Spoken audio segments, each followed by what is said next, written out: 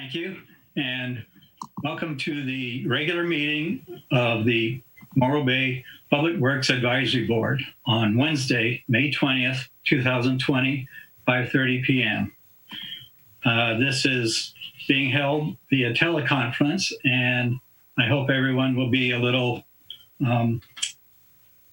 lenient with us. This is the first time this board has been meeting on this teleconference process. We'll establish a quorum.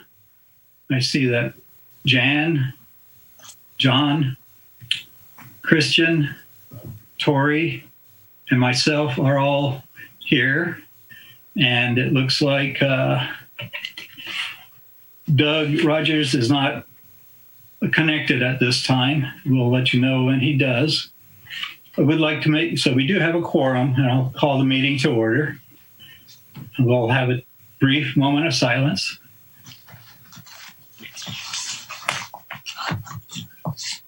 Thank you. And now the pledge of allegiance. I pledge allegiance to the flag of the United States of America and to the republic for which it stands, one nation, God indivisible, with liberty and justice for all. Now, are there any announcements by the board members at this time? Jan, do you have anything? I do. Can you hear me? Yes, I can hear you now. Yes, I just wanted to let you know that Morro Bay and Bloom is up and working again after the change of the rainy weather and the shutdown. And I did a lot of work out today at Coleman Park in front of the power plant. And we've done work up on the roundabout last weekend. And I just wanted everybody to know that we're up and about, and anybody who wants to join us is welcome to join from 9 to 11 on Saturdays or 9 to 11 on Wednesdays.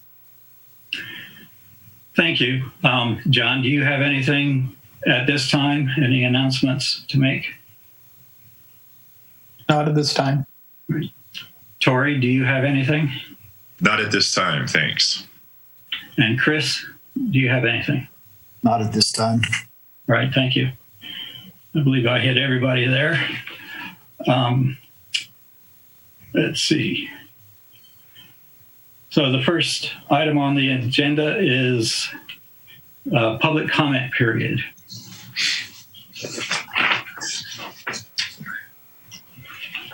If members of the community are encouraged to submit agenda correspondence in advance of the meeting. If you wish to join the webinar from a computer link, look on the agenda and there is a link to press. And if you want to speak, you'll need to press the button that says raise hand. And then at the proper time, we'll take you in order. Each speaker will be allowed 3 minutes to provide input. If you're joining by telephone, it's necessary for you to press *9 in order to raise your hand for the technicians to be able to know that you wish to make public comment. Is there anyone that would that's in the queue to speak on public comment at this time? Yes, sir. Our first speaker with their hand raised is Betty Winholtz. Okay, Betty. Thank you, Betty Winholtz. I actually have a question. I don't know how you do your public comment.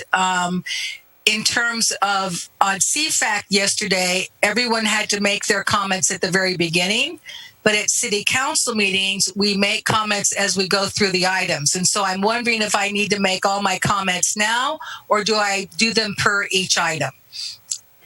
You will be able to do it per each item. This public comment is like the city council, where it's just for items that are not on the agenda. Okay. Thank you so much. Then I will hold. Okay. Is there anyone else? We do. We have Carol next. go ahead, please. Thank you very much. This is Carol Truesdale. I've been here since 1995. I withhold my comments because I thought we had to make our public notice at the very beginning of the meeting. But if I could hold off latter, thank you, Betty Winholtz, for bringing that forward. I withhold my questions. Thank you. Any more? There are a number of people in the queue, but nobody else with their hands raised at this time. Okay. Then we will move on. We'll close public comment period, and we'll move on to consent agenda item A, which is the A1, which is approval of the minutes of the January 15th, 2020 Public Works Advisory Board meeting. Are there any additions or corrections to the minutes as presented? Not hearing any. Is there a motion to approve the minutes of January 15th, 2020? I move that we approve them. It's been moved by John Irwin. Is there a second? I second it. And Tori Biles seconded it. Any further discussion? All those in favor signify by saying aye. Let's see. Janine, would you please do a roll call for this? Yes. Board Member Irwin? Aye. Board Member Biles? Aye. Board Member Goldman? Aye. Board Member Erlinson? Aye. And Chair Deschler? Aye. Thank you. The next item on the agenda is, let's see it here. Oh, I'm sorry. I made a mistake there. I was looking at the wrong sheet of paper. I was looking at the minutes from January 15th. What was on the agenda is approval of the minutes for February 19th, 2020. If we can go through the process again, I would appreciate that. Is there any additions or corrections to the minutes of February 19th, 2020? Hearing none, is there a motion to approve the minutes of February 19th, 2020?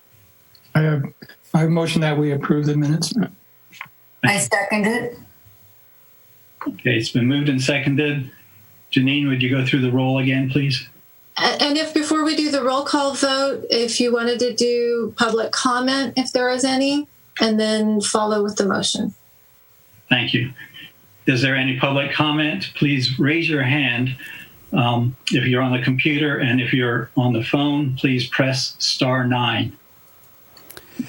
At this time, I see nobody in the queue with their hand raised. Thank you. Janine, would you go along with the roll call, please? Board Member Irwin? Aye. Board Member Biles? Aye. Board Member Goldman? Aye. Board Member Erlinson? Aye. Chair Deschler? Aye. Motion carries. Okay. The next item on the agenda is business item B1, Director's Report. I'll turn this over to Jennifer handling this item. Yes, good evening. Hi, everybody. I'm not sure I've met all of you. I think I've met several of you, though. My name's Jen Calloway. I'm acting Public Works Director at the moment. And this is a standard report, I understand, that you receive during your committee meetings, your regular committee meetings. It provides the update on the activities for all of the Public Works Department since the last meeting. And in the interest of time, given that you have two pretty significant heavy items related to the wharf that want to make sure the committee has enough time to discuss and public has enough time to provide comment. I wasn't going to go through the director's report, but our utilities director, city engineer, and environmental services manager, and our management analysts are all available, and they can answer questions if there's any questions on the activity or work completed during the period. Okay, are there any questions by the board members on the director's report before I open it up to public comment? Yes, I have a few. Okay, John. Could someone kind of explain what CityWorks is, and does people who don't work for the city have access to look at it? This is operation and maintenance. It's underwater operations.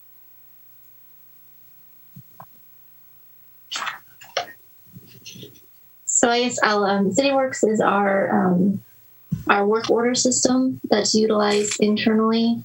I see Joe just popped on, so he might want to add to that as well. It's how we track our work orders internally as to what's to assign out in the field and keep track of what we complete during the period. Yeah, that's exactly right. As Jen said, it's our computerized system that we use to manage our maintenance activities, track any requests from the community that come in for services. Our building department has access to it, puts in any request as far as inspections, needs, and stuff that we have to do. So really, it's a maintenance management software package that the city utilizes to track all our activities. Okay. This is Rob. I'll add a little bit to that.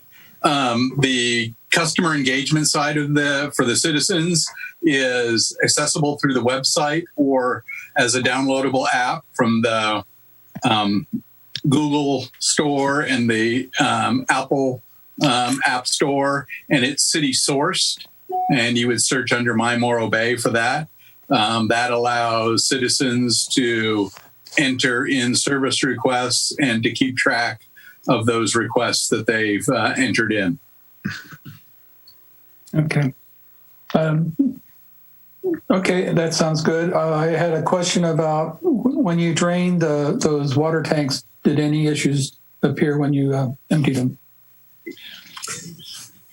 When we did the inspections and drained all the tanks, actually the project went very smoothly. It was a condition assessment is why we drained them. The actual condition of the tanks themselves, we have some coating failures in certain locations that we will be addressing through an outside contract. But as far as the procedure of draining the tanks and switching the water sources from one to the other, everything went really well. So nothing unexpected happened from what it sounds like then? No. Okay. Engineering capital projects, Highway 41. The contract with GHD, what sort of estimate came out of that? We're still working at using the same estimate that holding those costs the same. About, $7.1 million for the total project costs. During the ICE TAP meeting where we looked at cost savings measures, no significant measures were revealed themselves. The retaining walls still need to be done. The geometry is still the same. So there really were no significant cost savings to be had. Okay. Pavement management. So you have a list of projects which need interim repairs. Is that right? You got stopgap project repair failures on arterial and collector streets. So about how many projects of those do you got? We likely won't do any projects this year due to revenue shortfalls from the Measure Q money, and we don't know what the effect of the reductions in purchases of fuel and the lowering the cost of fuel will have on Measure Q. So the recommendation from the Citizens Finance Advisory Committee was to not allocate any funding to pavement management this year, but they did allocate or recommend to allocate about $40,000 from the half-cent sales tax to purchase materials for patching work in this next year. Okay. And then I guess the other question there is, have you explained that, when you delay repairs and stuff like that, the costs are exponential. They're not linear? Yes, that's in the, I think I've explained that several times to the BWAB, CFAC, and the City Council. And next meeting, we'll be going over the revised pavement management plan that details out what those anticipated costs are. Thank you. Those were all my questions. Tori, do you have any questions on the director's report? I don't have a question on the director's report per se, but I'm a little confused at Jen Calloway being the interim public works director. Is there some change in? I thought Rob Livick was the director of public works at this time, or was at the time of the February meeting. Has there been some change to Rob's status? Yeah, this is Scott Collins, city manager speaking. Rob is now the city engineer, and we are going through reorganization. Started that process prior to COVID-19, and that sort of put things on hold a little bit in terms of that process. So Jen has specialized in kind of reorganizations in the past and has done that in the finance department since she came on board. So she's serving in that interim role for now.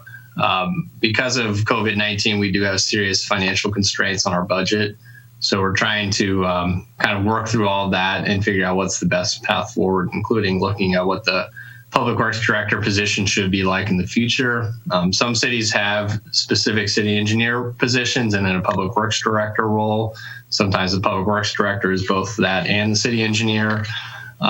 We've had to already make some cuts in the public works department based on the financial impacts. So we're going to do a pretty serious review of kind of all the functions and see how best to glue all the pieces together to have a very high functioning public works department as we come out of the financial calamity that we're in. But that decision and that move occurred prior to COVID-19, probably back in February.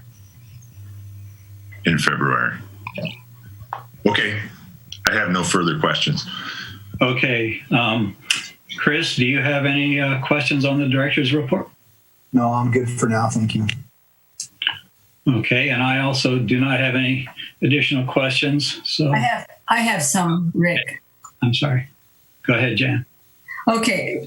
This is for Janine. You're referring to the transit report. Ridership has really fallen according to the report. And I know it's because of COVID-19, and right now people are not even paying for the ride. But when we recover, is there a bottom line that if we get too low, does that determine whether we're even able to maintain this ridership or the transit system?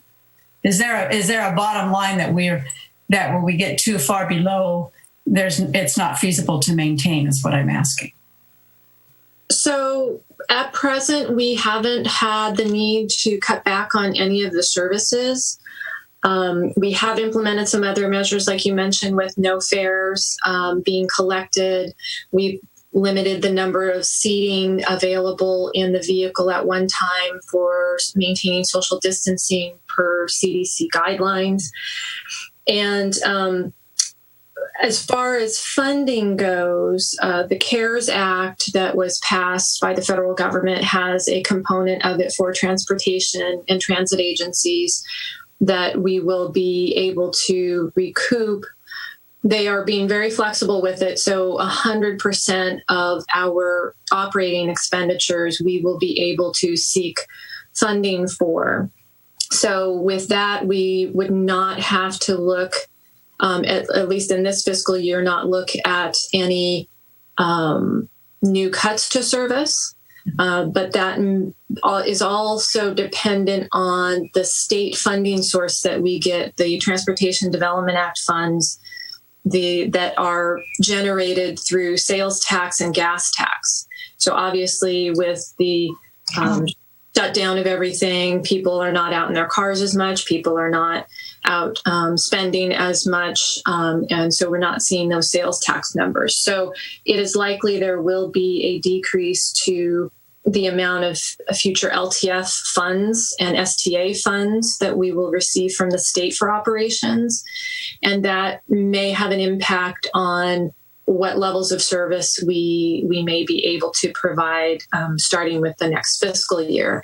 We're in the process of putting budget information together now and are looking at what level of service we'd be able to provide with what the best estimates we have from the state and from the Council of Governments for our allocation and what we could provide at this point. But so far, for the year-round Morro Bay Transit service, the deviated fixed route with the Call a Ride service, we would be looking for next fiscal year of having to reduce service and eliminate Saturday, but still providing the same Monday through Friday service with the same hours.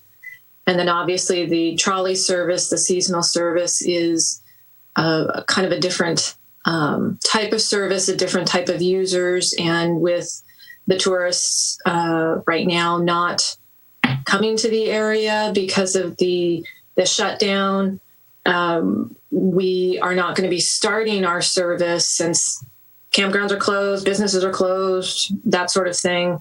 We're not going to be starting our usual Memorial Day weekend. And so we would be looking to start in July. Okay. And again, that's all kind of pending the funding at this point. And we're keeping an eye with SLOCOG and what they're getting from the state and what they're recommending the allocations to be for us. And also the CARES funding, there's more information coming down on timing of when the transit agencies will be able to access that. The next fiscal year starts in July, right? Correct. Okay. And then this is for Rob, the pavement, you said there wouldn't be any work on any pavement probably during this year, but does that revenue shortfall apply to Caltrans also? Because I was at the last meeting I was talking to you, I mentioned the very bad shape that the road is in near the intersection on Main Street and San Jacinto, and you said that big pothole, big mess in the road is under Caltrans boundaries because they get a certain amount because of their equipment and stuff, that certain amount of Main Street is under their guidelines. I guess what I want to know, is it possible that before the next year is up, is there a possibility that big pothole across Main Street will be at the intersection of San Jacinto and Main? Will it ever be filled? Yes, that is in Caltrans's right of way.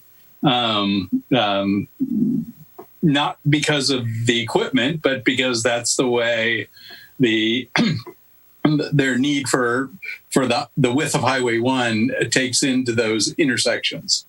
So they maintain that roadway. I have not heard or seen any reductions in Caltrans projects. They seem to be issuing press releases on a daily basis with continuing on projects, and we'll remind them again with another work order request for that patchwork at Main and San Jacinto. And just so I'm clear where it is, it's westerly of the center line of Main Street, right in the intersection of San Jacinto. It's on Main Street, closer toward the Bowie restaurants, and it's sort of goes across Main Street. It's not. Okay. It's more on the eastern side of Main Street. Okay. we'll take another look at it and just verify that that's in Caltrans's right of way. If it is, we'll do another work order with them. If it's not, we'll send our crews out there.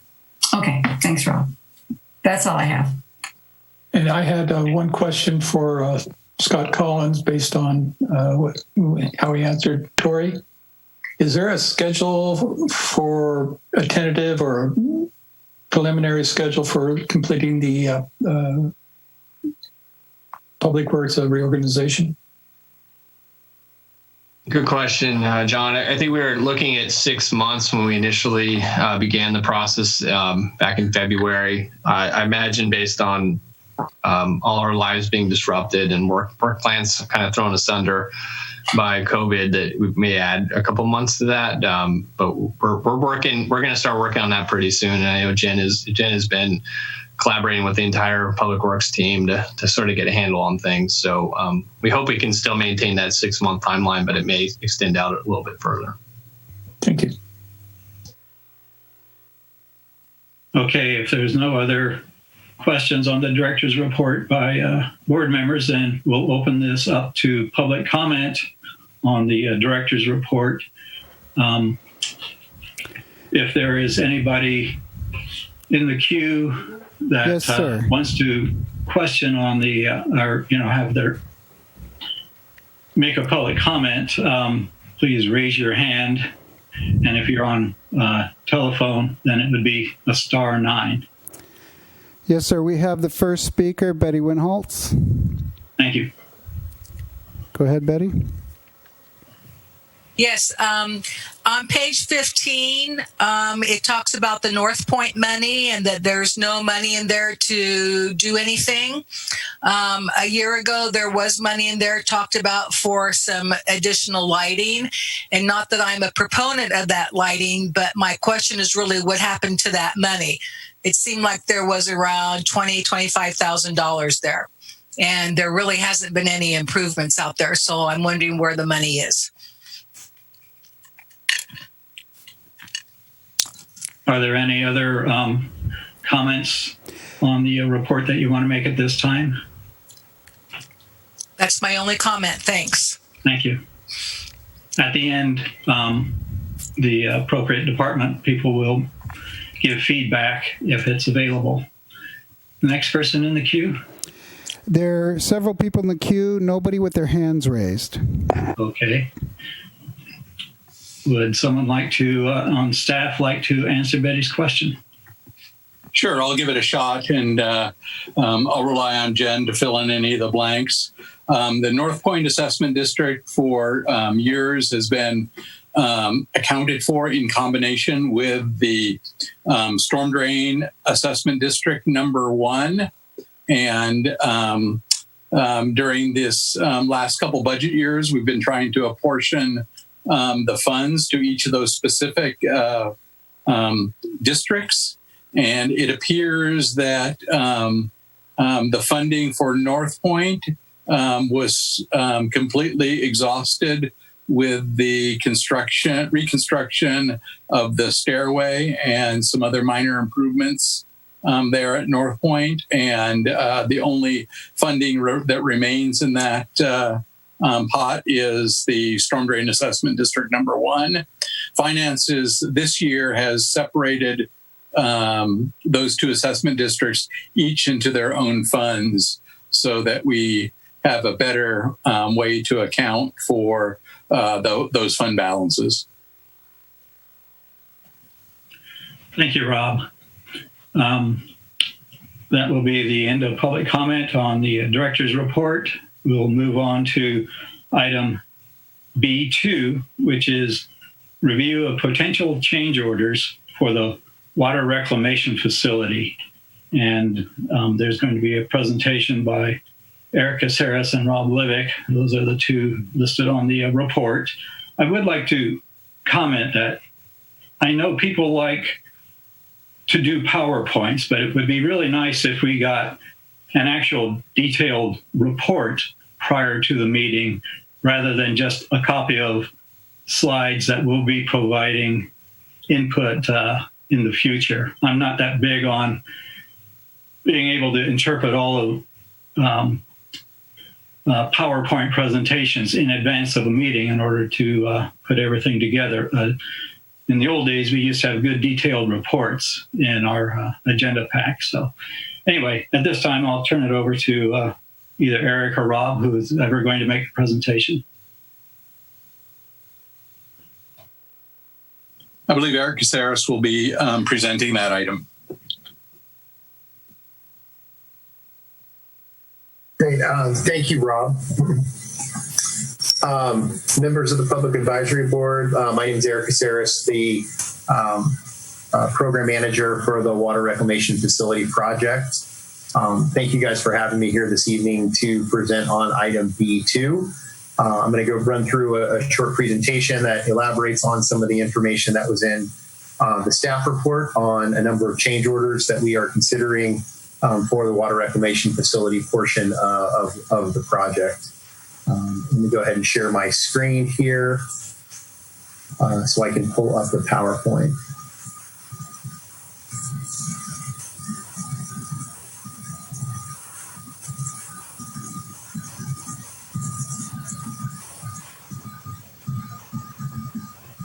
Just a quick check. Can everybody see my screen okay? Yes, I can see it. Okay, great. So the recommendation here this evening is based on the information and staff report in the presentation tonight. I'm looking for input regarding the potential change orders that I'm going to go through here this evening. I did want to start with the short status update, and if folks were tuned into the Citizen Finance Advisory Committee last night, probably heard a longer presentation on kind of the status of the project. We presented our quarterly update report that provides an update on the schedule and budgetary information for the project. Understanding the purview of PWAB is to consider the change orders. I wanted to first just provide a little context in the way of a budgetary update. So I think it's important to present this information because the change orders that we're talking about here this evening are significant and they do impact the overall budget for the project. And so we have been working with a $126 million budget since about middle of 2018 when the rate study for the overall project was done. And taking into consideration all of the PCOs here we're talking about this evening, the potential impact on the project budget is a little over $4.5 million, which would bring the overall project budget to about $130.6 million, up from $126 million is about where we've been tracking. We have the original $126 million budget. We do kind of a quarterly budget reconciliation and an annual look at the budget, and we project out our numbers, and we've been anywhere between about 125 and 126 million up until the last several months. So increase all of these PCOs will impact the budget and will increase the overall budget for the project. When looking at the impacts of the budget to the overall cost to the city and the city's ratepayers, we wanted to give this a little bit of context. So what we did is we looked at essentially the cost of money for the project. So the table that you see in front of you presents the work that was done in 2018 for the rate study, which assumed an $126 million budget. And we did a kind of a reconciliation of the budget in 2019, or a reconciliation of the financial projections in 2019, around the fall of 2019. We had a pretty significant milestone in the summer of 2019 in that we were placed on the fundable list for the Clean Water State Revolving Fund. That was the source of funding that we didn't necessarily want to bank on when we developed the rate study in 2018. And so we took a look at what the impacts of the state revolving fund monies would be. And then we did a recent look at the in 2020, back in the beginning part of this month, looking at the impacts to the overall cost of funding the project, considering the very low interest rate that we secured when we signed the $62 million WIFIA loan. We had been assuming that the WIFIA interest rate was going to be somewhere north of 2%, somewhere in the 2.5% range. When we actually signed that loan agreement, the interest rate was 0.83%. So I'll draw your eyes down a couple of rows, and this is a little bit of a difficult concept to convey. But we look at this in terms of the total debt service cost. What's the total cost to the city to finance a $126 million or $130.5 million project? Then there's a couple different ways we looked at it. One of the ways that we looked at it was looking at the present value, so bringing those dollars into today's dollars so that we can more easily compare those things, those costs apples to apples. And you'll see that in the 2018 rate study, the overall project, the debt service on the project is going to be about $108 million. When we looked at 2019, that number had gone down significantly based on the factors that I discussed with the SRF funding. Takes us to about $82 million. And then when we look at it in 2020, even with the cost of the project increasing, the total present value of the debt service is about $75 million. And this reflects kind of the cost of money in the loan that the city signed with WIFIA and the loan the city plans to sign with the Clean Water State Revolving Fund. So I can get a little bit more into this if people have questions during question and answer. But this is just kind of demonstrating how the cost of money has impacted the overall cost of the project to the city and over the life of the loan. So that gives a little bit of context to what these change orders mean to the overall project budget. And then I'll go through the change orders. Wanted to talk about what is a PCO. That's a term that we use a lot. It stands for a potential change order. And I just wanted to walk through quickly how those potential change orders are identified and that process that we go through to where we ultimately result in a change to the contract value for the contract. So it starts with a suggested change to the work project. So we identify a change that's outside of the scope of the contractor or the design build team's original scope for the project. We identify that change. And then we determine, okay, there's a change. Is this a material change in the actual scope of the project? Is it going to result in a cost increase? So that's the first thing that we look at when we say, oh, it would sure be great if we could paint that building purple or whatever it might be. Well, is that going to trigger a cost change? And that's kind of the first criteria that we use if it's something that we want to move forward with. We acknowledge that it's a cost change and there is still value in looking at it further. Then we look at it and we say, okay, well, let's determine a raw order of magnitude cost for that change. What are we looking at here in terms of ballpark? Are we talking about hundreds of dollars, thousands of dollars, tens of thousands of dollars? And so we look at it and we say, okay, well, this is now still something we want to look at based on what the raw order of magnitude cost is. We discuss as a group, the city, the program management team, and the design build team discuss that and we make a decision to move forward into the next step, which is the development of the draft PCO. So we asked the design build team to go back to their desks and come up with a detailed scope of work and a cost to initiate this change to the project. We received that draft PCO from the design build team. Then we take it as Carollo and we give it to I look at every single PCO that comes through. But then we also have our construction cost estimators that look at this in detail, review it, and we give comments back to the design build team on our comments. We discuss those comments often as a group, depending on the magnitude and the nature of those comments. And then we work with the design build team to negotiate a final value for the PCO. Just real quick, a summary of what we're talking about here tonight. There's a total of about 26, or there's a total of 26 PCOs that we are discussing and presenting here this evening. The total cost impact of those is about $6 million, just shy of $6 million. Those are broken down between both cost credits or credits and cost PCOs, so about $6.5 million of additional costs, but we identified about half million of savings. So the overall net impact is about $6 million. As I mentioned previously, adoption of the PCOs would exceed the remaining contingency for the water reclamation facility component of the project, which the remaining contingency at this point is about $4.5 million.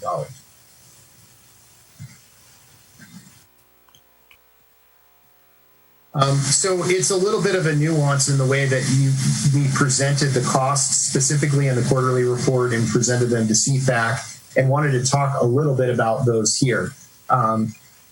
Really, when we're talking about a substantive change in the overall project budget, we could have shown that increase in cost for the water reclamation facility portion of the project, but we've chosen to kind of carry that additional cost as contingency at this point. The reason being is it would be presumptuous to carry that as part of the water reclamation facility component of the project before we go through this step that we're going through here tonight, and then obviously before council has a chance to act and either approve or not approve those potential change orders.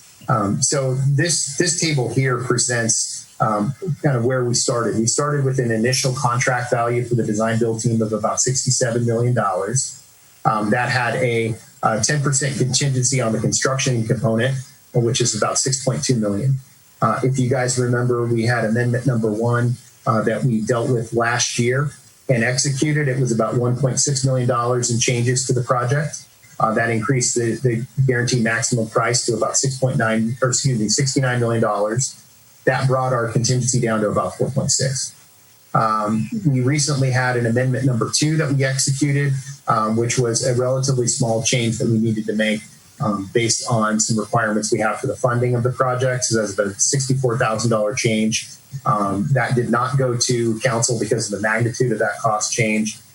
Increased the cost slightly, still right around that $69 million with a contingency of about $4.5 million.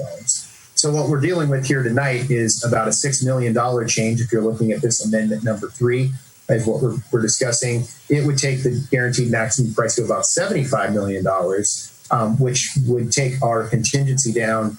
It would exceed our contingency essentially. So what we're proposing as the program management team is to add $2.9 million in contingency. We take that $2.9 million, we add it to the $4.5 million contingency we already have. If you subtract out all the change orders we're talking about here, which is about $6 million, it leaves us with the remaining contingency for the water reclamation facility component of the project of about $1.5 million. So when all is said and done, if the council were to accept all $6 million in change orders, adopt a $130.5 million budget, we would still be carrying about a $1.5 million contingency for the water reclamation facility component of the project.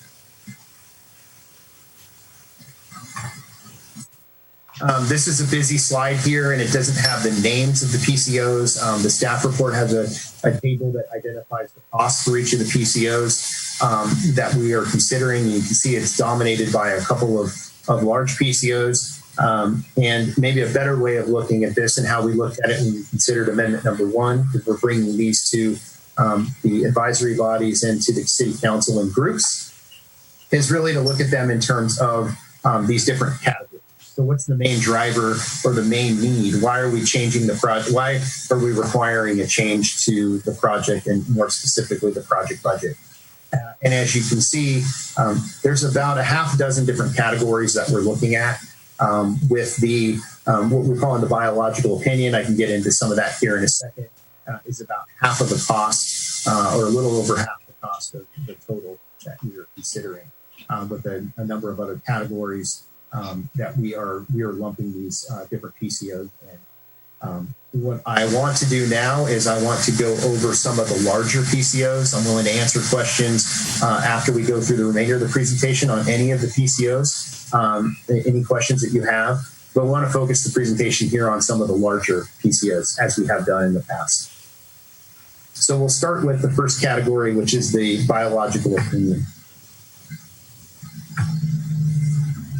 As I'm sure most of you have heard, we had a pretty significant delay in the project due to the California red-legged frog and some work that we were doing with the United States Fish and Wildlife Service. Because the project is being funded with federal dollars through the EPA and their WIPIA program, as well as the Clean Water State Revolving Fund, much of that money is from the federal government. Excuse me, we're having some trouble with your audio. It goes in and out. Oh, I apologize. Let me see if I can get a little bit closer here. Is that better? That is better. I hear water in the background or something. We want to take this moment to remind everyone to mute their microphones. Yeah, I do apologize. I think my fan on my computer kicked on here a second ago, so hopefully that'll kick off if that's some of the background noise. But yeah, please stop me again if there's any problem with the audio. So because it's a federally funded project, the federal government is required to go through a consultation with different federal agencies that may have jurisdiction. We started this process back in June, July of last year.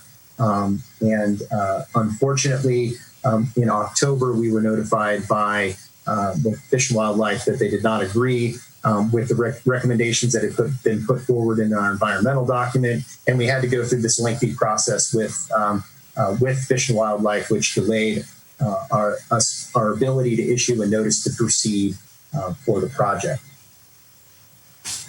So this biological opinion, that's essentially the ruling that comes down from Fish and Wildlife that tells us the parameters in which we need to work in. The big financial impacts that this caused is one is it delayed our ability to start construction. And we have some contractual agreements with the design build team that results in cost increases with that delay. So that's kind of the first category. The second category is this implementation of avoidance measures. So we'll get into a little bit of that here in a second. So there's two types of cost impacts that we have from the project delays and not issuing a construction notice to proceed. The first one has to do with the notice to proceed delay. We had negotiated, the contract stipulates that we signed a contract with the design build team in October of 2018. That contract anticipated a delay of construction for up to 1 year after the signing of that contract, which essentially said that if we don't issue a construction notice to proceed before October 23rd of 2019, that the design build team would be able to essentially charge more for the work that they are doing, costs that they had incurred as a result of this delay. We started with an initial amount of about 1.5 million was the amount that the design build team was claiming for the delay. Through negotiations with myself and members of the city staff, that we ended up getting that cost down to about $1.2 million. So that's the magnitude of this change order. There's also a second cost impact that we have from this delay in the notice to proceed, and that's additional escalation. As you can understand, when the contractor puts together their price and they assume a start date and an end date, the cost of the project is obviously driven by schedule, and things like materials, labor, all of those things increase with inflation. And so after missing that 12-month period in which we needed to issue the construction notice to proceed, the contractor had the ability to come back and ask for additional money in their guaranteed maximum price to fund that additional escalation that they may see with the completion of the project. The escalation was calculated based on specific Black and Beach indices. The contract's pretty clear that we're supposed to use the engineering news record. We looked at that. The design build contractor actually recommended using some different indices that they have internally, which the resulting increase was less than if we would have used what we had at our disposal in the contract. So I just wanted to point that out. That was the way that the cost increase was calculated. We could have calculated a different way in accordance with the contract, and it would have said that they were entitled to a larger increase. So the cost impact of that is about 1.2 million, and the section from the contract is copied in the slide below for your reference. The third cost impact from the California red-legged frog is a permanent exclusion fencing that is required. So we worked closely with Fish and Wildlife for a number of months to come up with a solution that would essentially keep any red-legged frogs out of the construction site. One during construction, that's a separate item that's being handled as part of the base cost of the project. There's some exclusion fencing. If anyone's driven by the site, you'll see this really nice orange fence that goes all the way around the city's property, and that's for exclusion of the red-legged frog. But we need something more permanent once the facility is constructed. The diagram here on the right shows that fence. It's essentially about a 5-foot wall that's buried approximately 3 feet in the ground and extends 2 feet above ground with a slatted chain link fence affixed to the top of that wall. The wall has a small concrete lip here, which prevents any frogs from climbing into the site. Again, the cost impact of this is about $850 million. $850,000. This figure here shows the different fencing that will be erected around the site at any given time. As you can see, there's a lot of different fencing. Some of it's temporary during construction. It goes away and gets replaced with more permanent fencing. What we're talking about here with this $855,000 change order is really designated by this turquoise section that runs along the access road, and then this purple section that runs along the eastern side of the facility site. That gives everybody an idea of the magnitude and partially why the cost increase is pretty significant. And we've got a long distance that we've got to go with this exclusionary fencing here. We'll move on to reliability and redundancy. We also noted through our work with the design build team and the design of the project that there were some different things that may or may not have been explicitly stated in the design build RFP that weren't included in the original contract that we deemed necessarily in order to improve the reliability and redundancy of the facility in the future. One of those is the outfall pump station. I won't go into detail here unless people have some questions during Q&A, but we have kind of tailored water that we're producing with this facility. And sometimes we're producing purified water that'll be injected into the ground and later used for potable use. And other times we're sending water directly to the ocean. And one of the design criteria that was presented in the design build RFP and subsequently in the design build proposal and the contract was that the outfall pump station was not really designed to carry the entire flow for the facility, and it assumed that even during high peak wet weather events where flows can be up to 8 million gallons a day, that the outfall pump station would only pump about 7 million gallons of that, and the remainder would be handled by the advanced treatment facilities in the facility. In working with city O&M staff and discussing this, the decision was made to upsize the outfall pump station and not have to rely on the advanced treatment facility when you're getting these high peak wet weather flows. Typically, when you're getting those high peak wet weather flows, there's some chaos going on, and it can be difficult to operate. You wouldn't necessarily want to operate your advanced treatment facilities all of the time. So that was a decision that was made to change that design criteria that had been previously put into the design build RFP. There's also a little coordination that needed to happen with the pipeline design project. At the time when the design build team put together their proposal, those facilities weren't 100% designed. So there was a little bit of change that needed to be made there. Those pumps needed to be upsized a little bit in order to work with the final pipeline design. PCO 40 is Headworks valve automation. So typically at the head of the wastewater plant, we have our preliminary treatment facilities. Those typically consist of screening to remove trash and debris from the incoming flow, grit removal to remove grit from the incoming flow and protect downstream equipment, And this is the part in the plant where we typically have some of the most redundancy in the whole facility. So in the case of Morro Bay, the plant will have 100% redundancy for the core screening and grit removal and fine screening portions of the project.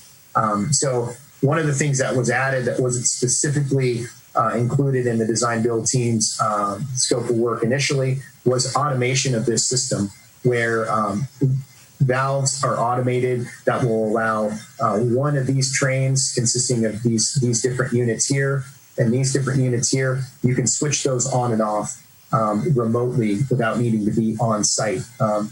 It does a number of things. One, it improves the overall the ability to operate the facility unmanned, and it also provides protection against any localized overflow. So if you were to receive an issue when the facility was not manned with some of these units, the valve could be closed to shut off one train and open to allow the other train to operate.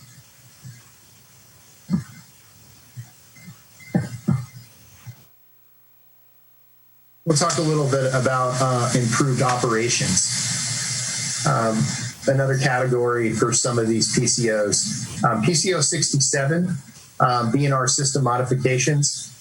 When the design build team put together their proposal, we encouraged them to come to the table with different cost-saving alternatives. One of those cost-saving alternatives that they presented was an alternative process control system and a different way to operate the secondary treatment facility for the project, really the heart of the facility. After initial thoughts and looking at this and the amount of it and the impacts that it could have on long-term O&M in terms of staffing, the decision was made to change this operation, which has a number of trickle-down effects in terms of needing to make the facilities, some of the mechanical equipment larger, adding a chemical feed system. So there's a number of different reasons why the decision was made to change. Again, the impacts to operation staff and potential difficulty in operating the system, and then the ability to really operate the advanced treatment facilities and the need for a new ammonia chemical feed system. So the cost of this change order is about $740,000. Changing conditions. When I talk about changing conditions, the design build RFP and the design build team had a certain set of information available to them when they put together their design and put together their guaranteed maximum price. Last year, based on the amount of information that was made available, we made the decision last year to do some additional water quality sampling to be able to tighten up that design criteria. Because there was a little bit of uneasiness on the design criteria, some of the design criteria that was being used. So one of the things that was looked at was initially a sulfuric acid addition system was not required. I won't get into the details here, but for our reverse osmosis process that we need for advanced treatment, depending on the makeup of the minerals that are in the wastewater, you may or may not need pH control in terms of the ability to add acid to the process to improve the process performance and allow the process to operate. And so based on the additional water quality sampling that was done, we identified that yes, indeed, a sulfuric acid system was required. Wasn't required under the previous assumptions that were made for the water quality. But this resulted in about a $315,000 impact in terms of the cost of the PCO. As I mentioned, those same water quality numbers, they were given to the reverse osmosis equipment manufacturers, and they looked at the impacts of the different water quality. The water quality was different enough that it had some significant changes on the actual design of the reverse osmosis system, as well as some impacts on the UVAOP system. And essentially, the RO system manufacturer is required to upgrade some material. So we've got 316 stainless for a number of different components. Some of that had to go up to duplex quality stainless steel, as well as some of the feed the feed and the inner stage pumps, the size of those pumps, the horsepower had to change because we're operating at a higher pressure to remove those higher concentrations of salinity. Again, the cost impact is about $282,000 for this change order. Operator safety. One of the most significant changes here that was made, where there were some assumptions that were made by the design build team in terms of the access that they were providing for this particular facility here, which is the membrane bioreactor. They had assumed that this was not necessarily spelled out to the letter in the design build RFP, and so they took some creative license with what they were providing in respect to access. And after working with Joe and O&M staff, very quickly determined that was not going to be sufficient for the long-term operation of the facility.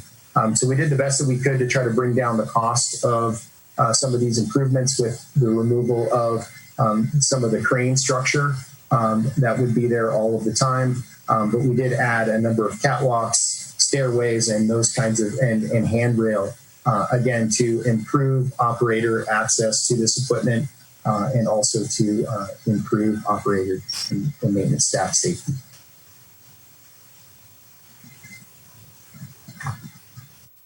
So those were some of the major potential change orders, and then I'm free to answer any questions you might have on any of the change orders I presented, or maybe some of the others that were identified in the staff report that I did not include in the presentation. You keep, Eric, you keep cutting out still. I'm sorry. Yeah, that's unfortunate. Yeah. Are you finished with the report there? It sounded like you were. Yeah, the presentation is done. Let me see if I can change a couple of things in my audio settings as we can here. Okay.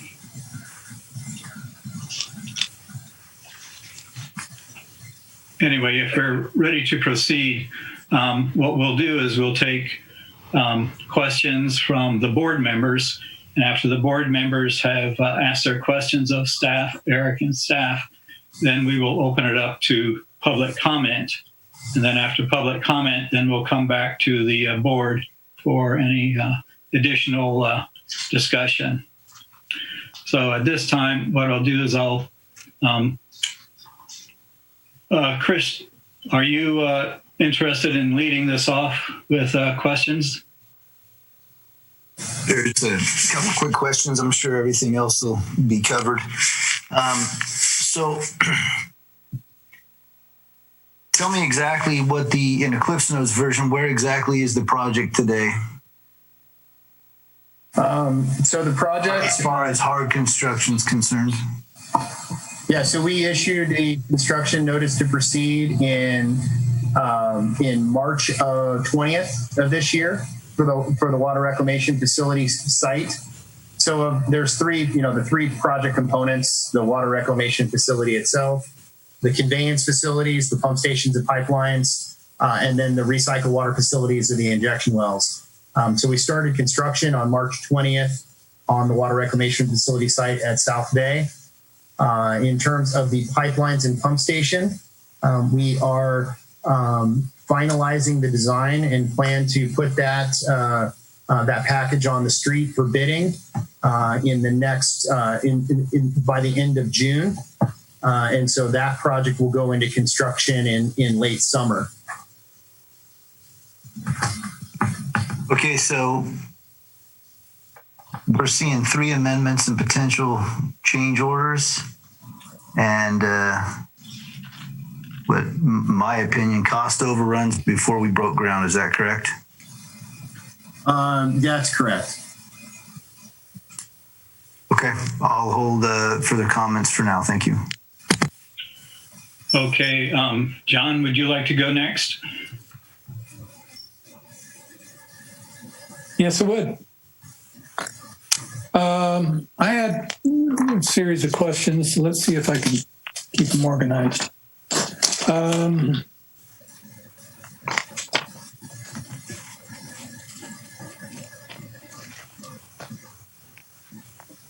Based on the rate study, how much does $10,000 of additional cost affect the monthly, say the average monthly residential utility or water or sewer fee? Yeah, so that's that slide that I showed early on, not the project budget slide, but the second slide where we talked about the debt service. Yeah. So the city is financing the lion's share of this project. So there's a couple things when you look at the cost impacts of these changes. And what I'm saying with that slide is the $4.5 million increase in the project budget. While it does increase the cost of the project to the city, it still keeps it below what the city can afford with the current rates that are in place. I don't know if that's a good way of, if that makes sense. That's not quite the question I had. The question I had is, assuming everything was perfect and we had a total debt service of $128 million or $128 million, what does basically the $4 million in additional annual debt service payment break out to on a per the average residential sewer cost for a monthly basis? I can work with our financial consultant to look at it that way. Assuming that we had the same financial situation that we were working under in 2018, I think that's probably the best way to look at it, is to say if the loan costs or the loan interest rates would have come in at the same rates that were assumed in that 2018 rate study, then we could come up with an apples to apples comparison. For example, the surcharge of $41, what would that surcharge be to cover the additional cost? It can be looked at in that way. I guess what I'm running at is, I'm a retiree here in the town, and the increase, the sewer costs are going to be in the neighborhood of, say, let's see, I bring in $5,000 a month, and you're going to, how much of that $5,000 a month could I have seen as a savings if we didn't have this increase? So, and it's just, it goes up and down like that. I'm more curious what the real time effect of this would be on my my monthly utility payment. I'm going to jump in here. I think there's maybe a couple ways to answer this. Based on the cost increase of the project, there will be no rate increase because of added flexibility with having a historic low interest rate of 0.83% on the WIFIA loan for half the project. Had we started the project on time, we would have had an interest rate about 2.5%. So we actually are in a better position, believe it or not, even with this cost increase, because of the delay got us to historic low interest rates. Had we had the historic low interest rates 5 months ago and started on time, there would be added flexibility to consider things like spending more money, that money on capital projects within the water sewer fund, or potential rate reductions, or collecting less than the authorized amount that was provided by the Prop 218 process. But you sort of can't have it one way and then the other, because of the delay, we did get to the historic low interest rates, which pay down the annual debt payment significantly compared to what we projected when we did the Prop 218. And furthermore, that same process we didn't include low interest loans from SRF, which we intend to secure by the end of this calendar year. So we still have more work to do to see what added flexibility we still have in our rates. But this will not create an increase to the $41 a month surcharge. So currently, this will basically the $41 a month surcharge that this is. There'll be no future surcharge, and there's a potential reduction. Is that right? The question, John, is we have a couple of pieces left to do the contracting for, the pipeline piece and the injection well piece. Mm-hmm. So those are a bit unknown at this time. We do have contingency still built into both of those segments of the project. So when we get bids back, that'll give us a really good indication of where we're at. So we still have that flexibility built in. We're blessed with that significantly low interest rate from WIFIA that gives us the added flexibility. So even if we absorb a little bit more, we'll still be fine. That's not to say there won't be rate increases down the line to address other capital needs in the system, but we're not projecting the need to go out for higher rates than we currently have based on where we're at with the project. If I understand the process for setting the rates, though, you need to have a valid use for the money when you collect it. Correct. If you don't spend the money and we're able to maintain the property or your improvements, there needs to be a relationship between the monthly fees you collect and what you cost there. And so there should be a way that you can kind of, and I don't care that you share it with everybody in the world because it makes your life really difficult. But there should be some way that you can look at the costs and say, okay, if we had to pass this through, how much more would we have to increase the rate? What is the pass-through cost for these increased things there based on the rate study that we have? And I know we've got 45 different other things that are going to come up and will affect that in the future. But it gives you an operating way to understand, okay, this is something that if everybody in the city had to help pay for it, this is what they would be seeing. And it kind of gives you a check to see if what you're spending here is important or not important. And also, I have some other questions about how some of these change orders were justified for savings and what process you used for that. So when we get a chance, I'll go on to those other things here. But that's the question I have there is, what is the pass-through cost if we had to pass this cost on through to the citizens of Morro Bay? And I'm not really too worried about how it's worked out, and I don't need an answer right now. But if you're going to be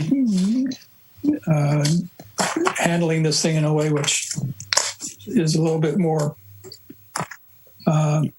open, there should be an understanding that you are looking at what the costs are against each person there, and and if you're not supposed to make a profit on this thing, you're not supposed to make a loss. Right. And just to be clear, council approved a rate review process or policy last year that coincides with our budget process that allows us sort of true it up, right, to see the total cost of doing business for water and sewer, and the debts that we've assumed, and the other capital needs that are built into the new rates, and then do accounting of that, do a kind of a quick rate study, and come back to council and say, look, this is where we stand at this time. Do we want to consider collecting less than the authorized amount? You do want to maintain reserves for obvious reasons, and we're also required to because of taking on that debt with WIFIA, and assuming we'll move forward with SRF, the same thing. So that was something council thought of ahead of time. We had thought we would have SRF kind of locked in by now, but because of COVID, their process is behind schedule, and so we're looking a little further out into the year. But that was the intent, John, is to be able to do that and say, okay, yeah, we're not interested in making a profit, but we need to know where we stand kind of on all things related to water and sewer, including the wharf project. Do you have a so this rate review process there, is that something which is ready for some sort of public review, or is it still being developed? It's still being developed because we don't have some of the critical pieces. Again, the SRF, having that and knowing precisely how much we'll take from them or loan from them, and then also having the costs, or at least having the bid in for the pipeline and conveyance system. Okay. So those are two pieces that, like, right now there's conjecture, but when you have those two, it gives you a closer to reality. And I guess what I'm saying is, based on the interest rate we locked in with WIFIA, we still have a lot of flexibility, but we need to have those pieces in before making a kind of a final determination for council about what to do next in terms of a potential rate reduction. So I guess the other question that brings up is, have you begun any sort of sensitivity analysis? I would imagine that our rate analyst has done so, but I don't want to speak out of turn. Maybe Eric has some information on that. Yeah, so I think that the rate review process will look fairly similar to the analysis that our rate consultant, it'll tee off of the analysis that our rate consultant has recently done. And so essentially, I don't know about the sensitivity analysis per se, but we did look at what the impacts to the total debt service cost would be, assuming higher interest rates than what we're currently seeing for the SRF component of the project. So, even within that debt service number that I've reported for the 2020 analysis, that's still based on a higher interest rate than what we're currently seeing for the SRF loan. Okay, well, I'd still like to see something not from you, Eric, because I'm not sure that's the appropriate place for it, but some sort of comment upon how sensitive the rate analysis is to a dollar in or $1 million or whatever it is, and so we can be careful about that. I had a question about PCO 56. If we didn't do this thing, what would be the additional O&M costs? Has any thought been put into that? I guess Joe or Rob probably be the right one to discuss that with.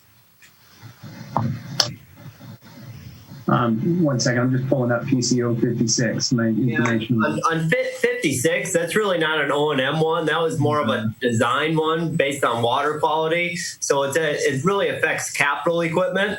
So having the right type of membranes, having the right type of RO system to be able to perform the job based on the water quality coming in. So it's really something that, it's not discretional. It doesn't really have an effect on long-term O&M. It's a capital to make sure you get the right equipment from the start. Okay, so what change conditions or I would look at your basis. You had to change the requirements a little bit. Okay. Yeah. Next one I had a question on was 67. O&M question here, but I would take it. Alternative process control proposed DB team to save capital and O&M costs. So, can you fill in that a little bit? Yeah, so 67 is the BNR System Modifications, which are essentially kind of changing the system operation based on what the design build team to kind of base their initial design off of.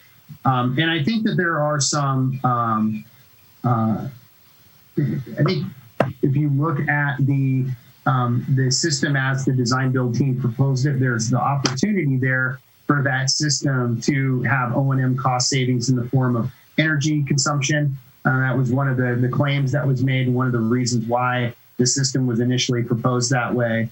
But really it comes down to it's a newer concept that's being used in the industry, and in looking through and looking at the some of the other facilities that are doing it. They're larger facilities, and I know Joe put together some estimates for the impacts of additional staffing, and it could be one to two additional staff members just to run that process. So if you think about what the cost of those additional staff members would be, if you didn't realize any of the savings from the aeration costs, and we're looking at a capital cost of $750,000, you're looking at a payback of within a couple of years that could be paid back. 10 years. Okay, that makes sense then. BNR, was that batch nitrogen removal, or what does it stand for? It's biological nutrient removal. Okay. PCO 40.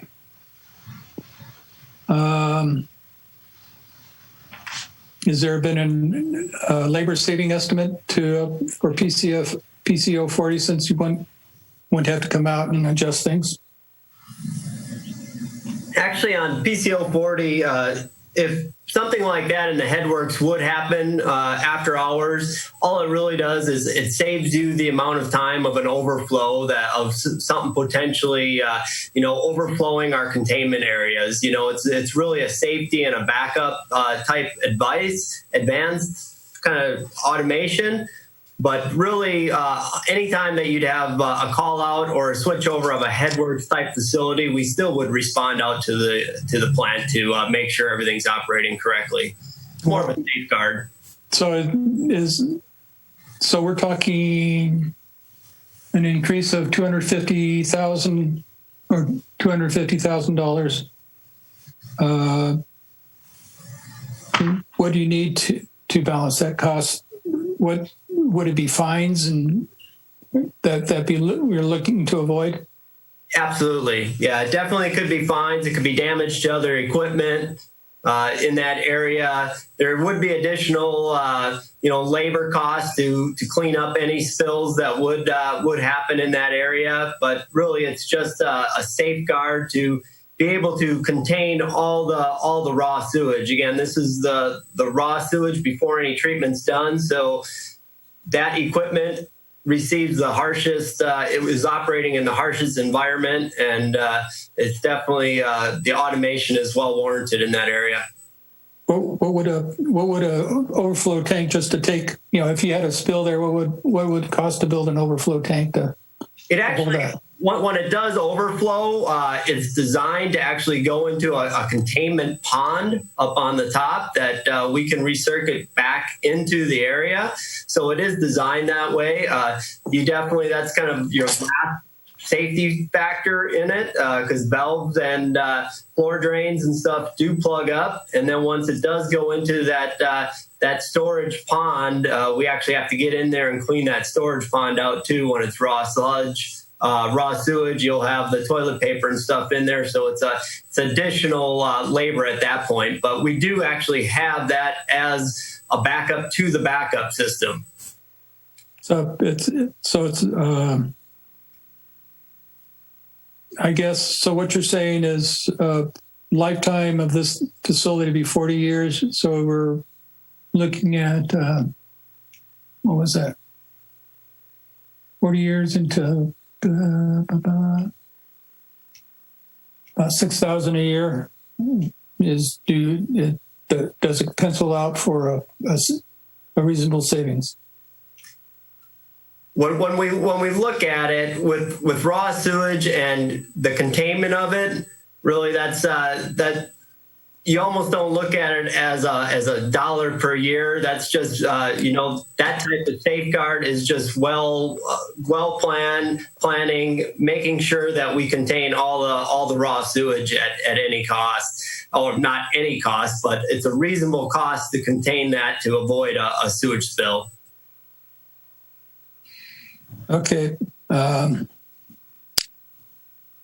Okay, PCO 16. Will this modification require changes to the advanced treatment facility? No. Yeah, the only change is that it allows you to move all the water that's coming in during a high peak flow event and get it all to the outfall without needing to run your advanced treatment facility. Okay. The exclusion fencing, is that precast or cast in place construction? It's cast in place. Did anyone look at the potential cost if it was approached as a precast process? Yeah, we looked at three different methods of construction. We looked at using CMU. We looked at using CMU with some type of fiberglass lip that we could, or some kind of fiberglass angle that we could affix to the top of the block. We looked at precast and we looked at cast in place, and cast in place was the most cost-effective option. Okay, so from the looks of it, you're just going to trench, put a couple boards there to form the walls and move on. Can those forms be reused as you cast them? Yeah, that's probably one of the reasons why I'm looking at the total, the most cost-effective option. We've got thousands of cubic yards of concrete that we're pouring in the rest of the facility. So there's a lot of other form work that the cities are, that's already required for the job. And there's not a whole lot of precast work that we typically do for projects like this, valve boxes or some different underground structures, smaller underground structures. But a lot of the work that we do is cast in place. Did you have any intimation? Okay, I'm looking at the biological opinion costs. Uh-huh. When did you realize that the Fish and Game were going to have additional requirements on the design? We made our initial notification to, as we were working with WIFIA last summer, we made our initial notification to Fish and Wildlife in early July. We sent them a letter that said, we understand that we're going to be impacting the California red-legged frog, the Morro Bay shoulder band snail, and the tidewater goby, which are the three endangered species that are identified in the environmental impact report. We said, we understand we're going to be impacting them, but we're not going to be significantly and adversely impacting them. And they came back to us after having our initial notification for a number of months. They came back to us and said, well, we agree with you on the shoulder band snail and the tidewater goby. We disagree on the red-legged frog. So that came back to us in the first part of October. So that's really where we understood that this was going to have to go either through an informal consultation route or a more formal consultation route. And they were going to be putting some type of additional avoidance measures on the project in addition to what was in the environmental impact report. So we get to build a dam around the wastewater treatment facility. Yeah. Okay. Let's see. Okay. That covers my questions on this first part of the on the wastewater treatment facility, but not good. We're going to have more on the conveyance and some other stuff, right? Correct. Yeah, we're going to go through some traffic discussions. Okay. Thank you. Okay. Next, Jan, I'll let you go ahead and speak. And Tori, your mic is not muted, so we're catching noises from you. Thank you. I don't have any further questions. I think that John asked a lot of them that I was thinking about, especially regarding the red-legged frog and the conditions that we have, the fencing and stuff that we have to do to mitigate that. So I'm fine. Okay, then Tori, you're up next. Okay, the only PCO that I really want to talk about is the first one, the increased escalation costs, so-called biological opinion. When was the contract signed? It was October 2018. Is that what you said? Yeah, that's correct. October 22nd of 2018. And the Fish and Game notified you earlier that year in July. Or you notified, the city notified Fish and Game about the possibility of endangering these certain species, and they came back in early October 2018. Is that right? That's correct. Yeah, and just technically speaking, all of the discussion and the interaction goes through the Environmental Protection Agency as the federal agency. So the EPA did the coordination with U.S. Fish and Wildlife. Now we provided information for EPA to facilitate that consultation between EPA and Fish and Wildlife, but they head up and they do that consultation. But we signed the contract knowing that there was this objection from Fish and Game EPA. No, we signed the contract in October of 2018, anticipating that we were going to start construction before the end of October 2019. The EPA sent their initial notification to Fish and Wildlife in the summer of 2019, with the assumption that the Fish and Wildlife was going to come back and agree with our findings, and then that process would have ended at that time. We found out at the beginning of October of 2019 that they didn't agree. And so we didn't know until pretty soon, until that year was going to be up, that we were going to have a delay. But we notified Fish and Game July 2018. 2019. Oh. Okay. Well, in any event, though, do you happen to know what the ENR CCI was for those 12 months between when we signed it and when we passed our start date before the ENR CCI and index cost increase was going to go into effect? I do know, so that's a good point. You read the contract provision. So the contract provision essentially allowed the city, provided the city with a 12-month buffer between October 2018 to 2019. However, the contract did provide that if something extraordinary were to happen over that year and the ENR construction cost index went above 3%, before that 12 months was out, then the design build team would have the ability to come back to the city and say, something has happened. Costs have gone up, outside of our control. These are market factor type of things that would have happened. They could have come back and asked for an increase. Over that year between October 2018 to October 2019, the ENR construction cost index did not increase above 3%, I believe. I'd have to go back and look at the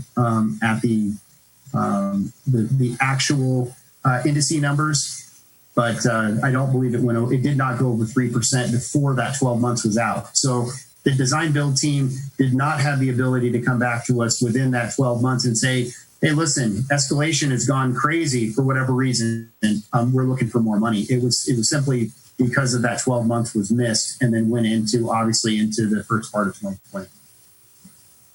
Okay, so why is there this penalty? Because we didn't. So the notice to proceed was still 5 months. It was 5 months late.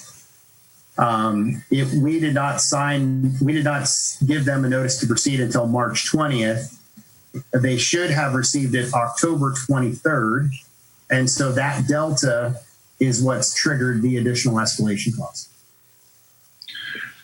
But those escalation costs are purely fictional. There's no expenditure. There's no there's no identifiable purchase of equipment or materials or labor that can be attributed to that cost. It's just a calculated number, which in fact doesn't even, we were within.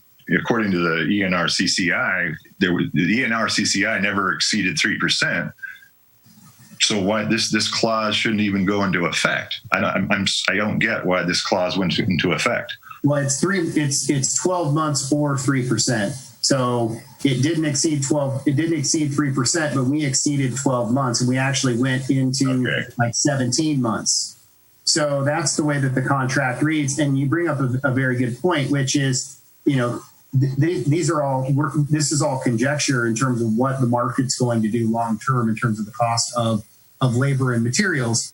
And I do want to emphasize that when we're talking about these PCOs and the cost of these PCOs, it's an increase in the not to exceed amount for the contract. Again, the city is still only going to pay as much as this facility costs. So essentially the contractor is saying, we're looking into our crystal ball based on the indice information that we've got in our experience. And we think that if nothing else changes, we've now shifted our job out about 6 months. The completion date's out about 6 months. We think that that's going to cost us a little over $1 million extra in terms of costs. And that's how we came to that number. And that's what gets added to the GMP.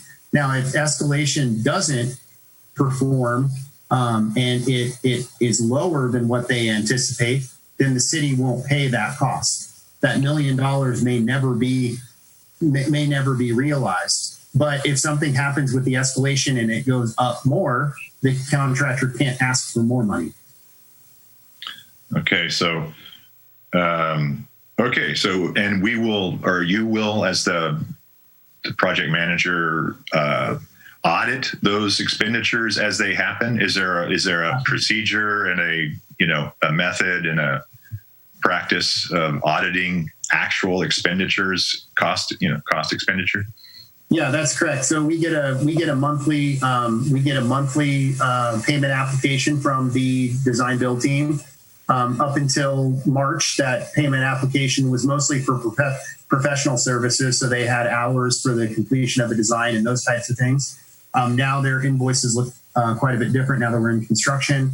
And we look at the cost of all the material. We look at the cost of all the equipment, and we review all of those. And we look at all the cost of the labor, not only the labor hours, but we also go through and make sure that the labor rates are all correct. We also need to go and audit those against the prevailing wage requirements, and do our due diligence in making sure that the contractor's paying their staff the right wages. So we go through and do a very thorough review of their payment application every month.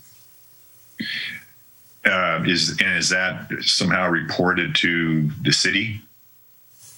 Yes. So we receive the invoice. We review the invoice, we make comments on the invoice, and those comments go back to the design build team, and we negotiate and modify the invoice as needed based on those comments. And that's all tracked within our internal system that we've set up, that both us as the program manager and the city staff use to manage documents, manage invoices, all of those things. Okay. Well, as far as I can tell, just the as you said, it was that penalty of $1.2 million. It doesn't necessarily say in the text that you put on the screen the index going up 3% in 12 months, or there's the start date is past 12 months. It just says the design build entity will not be compensated for increases in pricing within that delay unless the ENR CCI of San Francisco exceeds 3% annual average for that 12 months. There's nothing about a delay beyond 12 months. there is another compensable delay section in the agreement that outlines that. And it isn't, it isn't just and I want to be clear, it isn't just an automatic thing that happens. And this goes for both the change order that we're talking about in terms of the notice to proceed delays and then the escalation cost increases, is the design build team actually has to demonstrate that there will be a cost increase. So it's not just that, okay, you guys missed your 12-month window and inflation's been tracking, inflation's tracking really low, and they have to actually demonstrate and prove that they believe that there's going to be a cost increase. And as I mentioned, we reviewed that with them and ultimately determined that was a fair assumption to make in terms of likely where the market would go over the life of the project. Okay, well, I'd just like to say that this particular cost increase, which is 20% of the total of $5.9 million cost increase here listed in these 26 PCOs, it's the major cost overrun here. It shouldn't be called biological opinion. It should just be called, delay of start date or, contractor penalty or something like that. But a biological opinion seems to be sort of shifting the blame onto, the EPA or something like that, when in fact it was just built into the contract that this was going to be increased if we didn't start the project earlier. I mean, I understand putting in a clause in a contract on a bid that it's not forever. The bid amount is not forever, and that if the client wants to extend the time for the bid, that there's got to be an adjustment to the total price. So that's all fair and everything, but let's call a cat or whatever you want. What do you want to say here? So that's all I had. Thanks. Thank you. Okay. I just have one question more on PCO 444, the tank access improvements. These look like they're basic safety designs.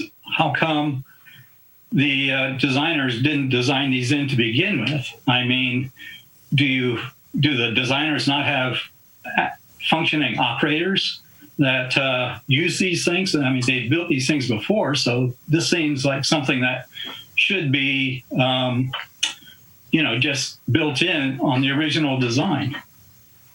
Yeah, this is one of the things that we've been going around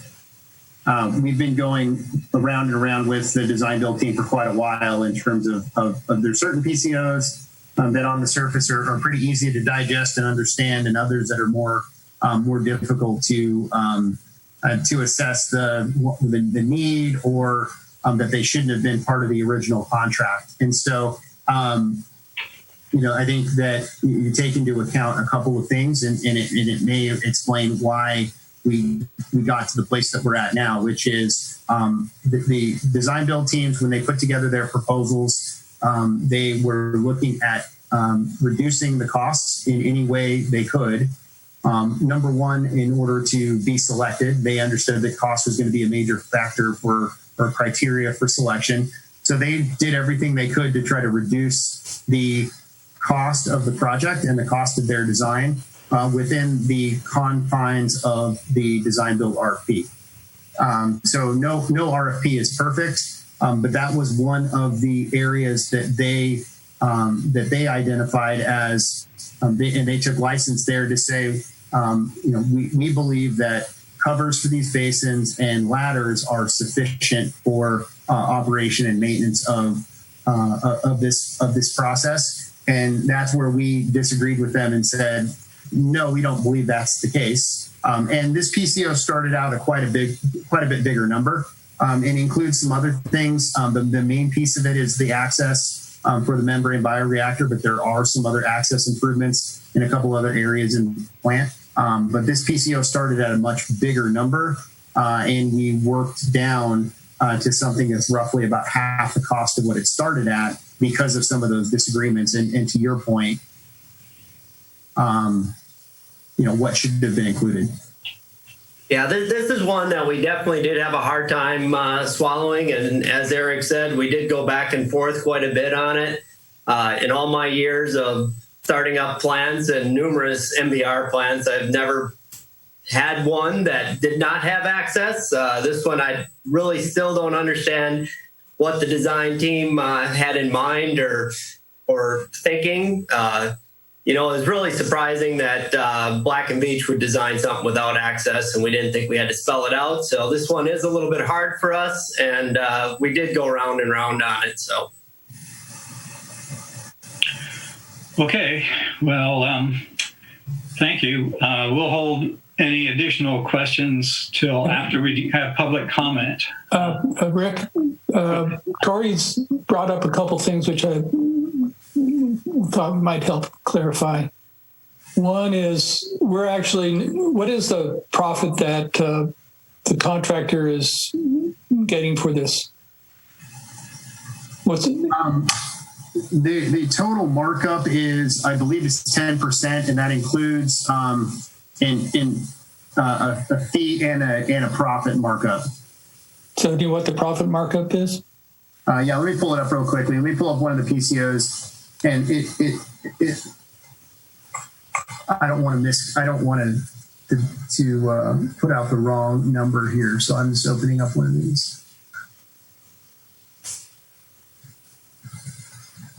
Yeah, so the fee is a 4% fee, and overhead is 6%, so it's a total of 10%. Okay, so 4% is the profit. Does a contractor get the contractor is going to get paid whatever it costs to build it? Is that right? That's correct. And so we're negotiating the basically the fee for this work. If they build it for less than what the estimate is, do they still get that 4%? They get 4% on, so they demonstrate what their actual cost is, and then they get 4% on that cost. So if they say it's going to be, $50 million to build the facility, they would get 4% on that $50 million. If it costs them $55 million in costs to build the facility, they get 4% on top of that. They can't exceed, so they have to show real costs. Obviously, we audit their costs, so they can't have, fictitious costs just to increase their profits. But they also can't exceed the total amount either. So, okay, then that brings up the other question I have. Do you do 100% review of all costs, or do you sample the invoices to make sure that they have sufficient backup? We look through every cost item that they have. We review. So you do 100% review? I don't do a detailed review of the construction estimate. I have a construction specialist that does that. Our construction oversight. Okay, so you guys are doing 100% review of all costs then, and this is more or less for Jen benefit. Jen, when you review when the city gets reviewed for their costs there, you don't expect 100% review of all costs. Is that right, Jen?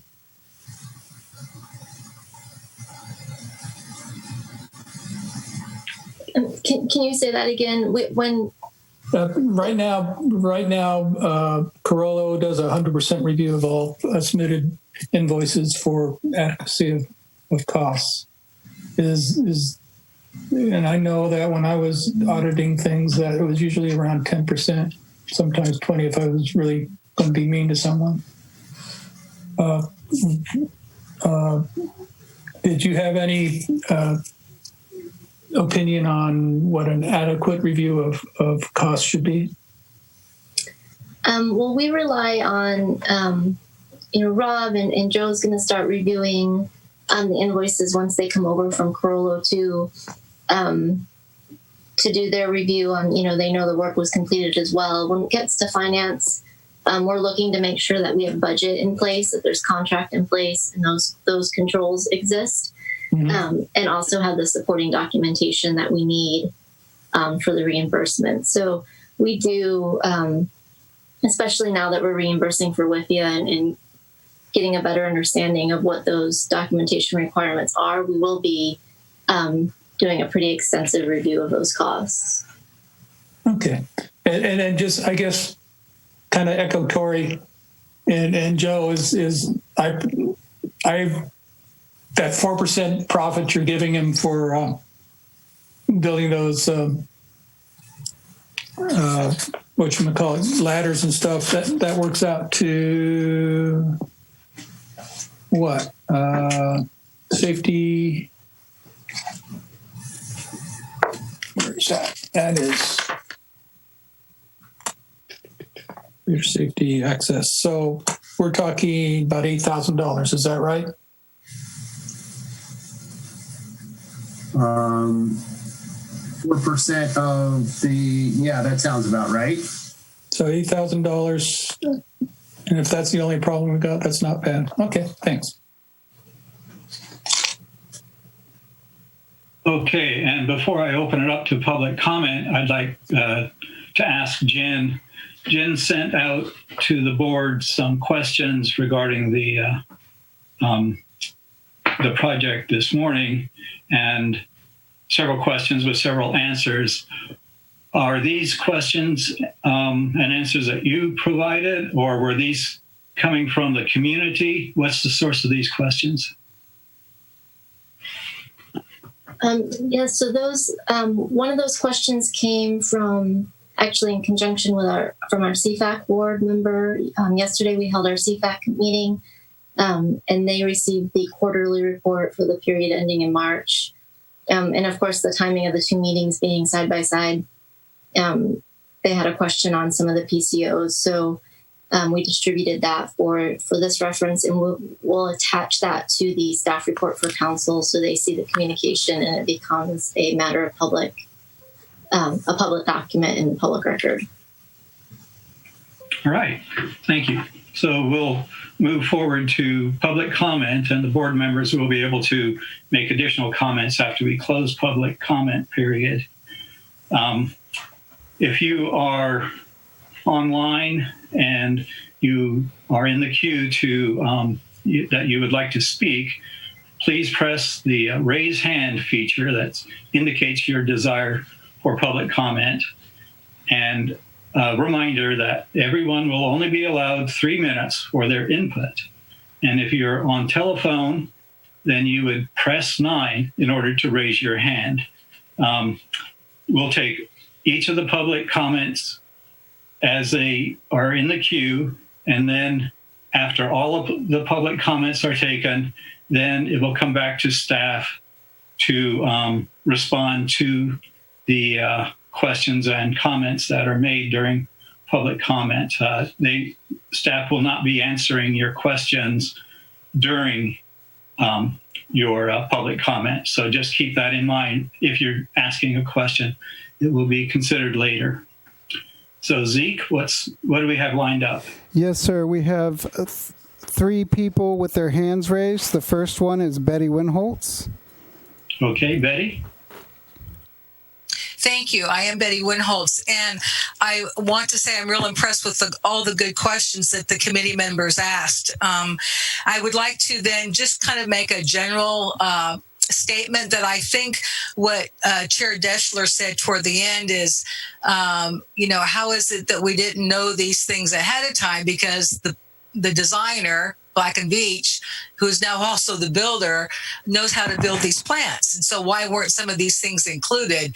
And so for me, that goes for a lot of these things, not just the gates and the ladders and stuff. It's like when you say that you're going to give me a final price, you should be have been a quality company that knows how to design these things, and that you don't take things out so you can get the bid and then you put them back in later so you get more money. So let me just say that's distressing to me as a ratepayer.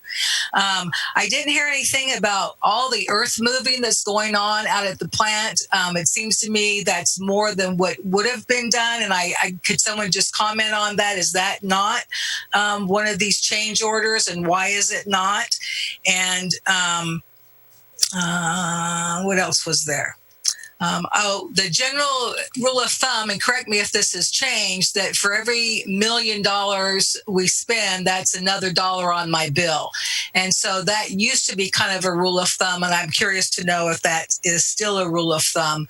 And then the redundancy of all the fencing is kind of disturbing, but I understand that they each serve a different purpose, which just seems like a lot. So thank you for taking my comment. Next speaker is Carol Truesdale.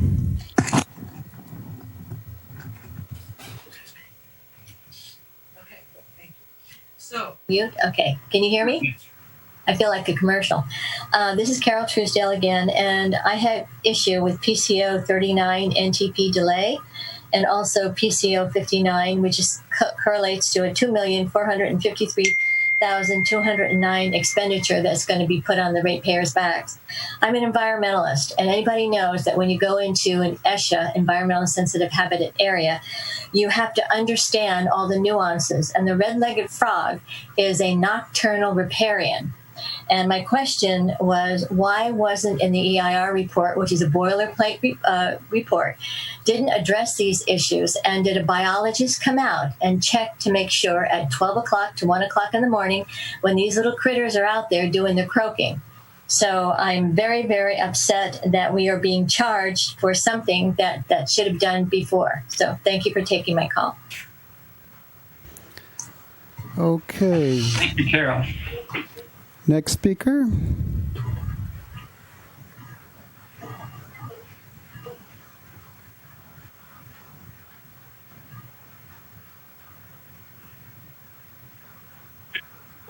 Next speaker, please. Hello, this is Dan Sedley from Morro Bay. Thank you for hearing my comments. My first comment is in pertaining to the city being able to obtain a WIFIA loan for 1/3 of the rate that we had expected to pay. Why aren't ratepayers being looked at for a rebate in terms of their rates? That's a substantial reduction, and there should be discussion now about rebating the ratepayers. The ratepayers of the city are having financially hard times. And this is not free money. I keep hearing, this will not cost you more money. Yes, it will. It always does cost us more money. It depends on what project down the road you're looking at, but this $2.5 million increase is going to factor into when we have to tear down the existing plant, when we have to pay Cayucas off for their portion of the property that the existing plant pays for. Oh, yes, we are. The ratepayers are going to pay. But for right now, I want to know why the ratepayers are not being looked at for rebating. I also have problems with PCOs 39 and 59.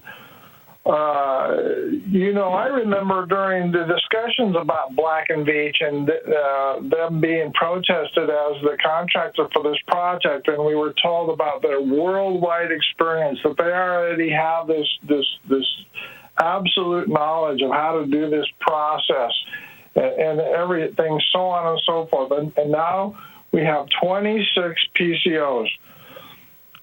It doesn't appear like Black and Veatch knew what they were doing. Otherwise, I don't think we would have so many PCOs. Surely we would have a few, but I still have problems with them as our contractor. I think they're currently fleecing us in regards to PCOs 39 and 59. In regards to PCO 39, I remember it was discussed that red-legged frogs weren't an issue regarding this South Bay Boulevard site, that one hadn't been seen since the year, I can't remember, I'll just substitute one, since the year 2000. So they weren't an issue. I beg to differ. Red-legged frogs are a consideration throughout this city, everywhere throughout this city, in major projects that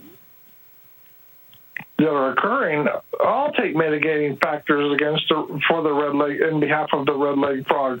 So why Carollo or Black and Veatch or anyone can say that they're not an issue when they are throughout the city since forever? We're being fleeced.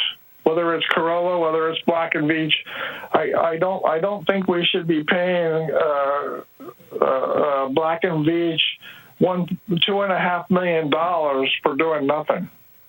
For doing nothing, this is ratepayer money. It's just not right. It's not free money. I want to talk about PCO number 47, charges to furnishings and residential equipment. We need $85,000 for changes to furnishings. Seriously, I didn't hear anybody talk about that, but $85,000 additionally for furnishings. I want to talk about the fencing. Why do we require cyclone fencing, and why do we require privacy screens in the fencing? And what does privacy screens cost us, and what is the purpose of that? That makes zero sense to me. Why does it cost $855,000 for permanent exclusionary fencing? I think that needs to be looked at and questioned. All right, thank you, Dan. We're going to move on to the next caller now. And remember, it's 3 minutes per person. Yes, there are no more people with their hand raised in the queue. Okay, then we'll close public comment period and bring it back to the board and let them provide any additional questions to the staff, and if staff is able to answer some of the concerns that were presented during public comments, I hope the appropriate staff person will do that. Who would like to start?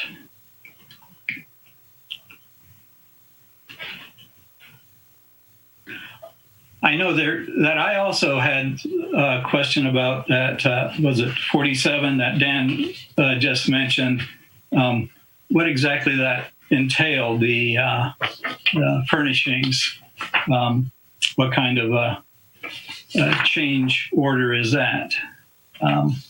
Since there's not a lot of detail in the on the slide. I can answer that one. So I don't know if you remember or not, but we made the decision early on when we put this project out for RFP not to include any drawings or any renderings on the buildings themselves. We wanted to leave it up to the design build team to design the buildings most cost effectively and give us the best product that they thought that we needed. So furnishings and equipment, really we kind of did a best guess on not knowing what the buildings and layouts would look like, just kind of roughly for what a 1 MGD facility would be. So as the design build team actually designed the operations building, the laboratory, our workshop spaces, we had to actually fill in those spots based on the building layout. So, that didn't match up exactly with what we had listed. We had listed, certain numbers of cabinetry, different types of exhaust fume hoods for when we're soldering and maintaining equipment. And this is the result. We really had to kind of fill the space that was designed. And not just fill it, but what our needs were. So the list had to change and be modified. Yeah, I would encourage folks, Rick and others, as an attachment to the staff report, we included the details for every single PCO, all of the 26 PCOs that we're discussing here, which shows a breakdown of each of those on the summary sheet in terms of the cost for labor, the cost of materials, cost of equipment, as well as the 4% and 6% markups for each of those. And then in the case of 47, it will tell you we went through and the design build team put together a list and said our price is based on this list of all of these different items. We went through that list of items with them. They said, this is our best guess of what you need. We went through that list of items. We got rid of a number of items that they were providing, and things were added in there, as Joe has indicated. So this change is a result of that activity where we went through that exercise. And there's everything in here is identified all the way down to, individual pieces of furniture, chairs, monitors, all of those things are included in detail in there. So I encourage anybody to look in there and take a look at those details. Right, thank you. I'm going to go around the board one more time, see if you have any additional comments. I'll sort of go in reverse order. So Tori, do you have any additional comments that you'd like to put forward at this time? I do not have any additional comments, Mr. Chairman. Okay. Jan, how about you?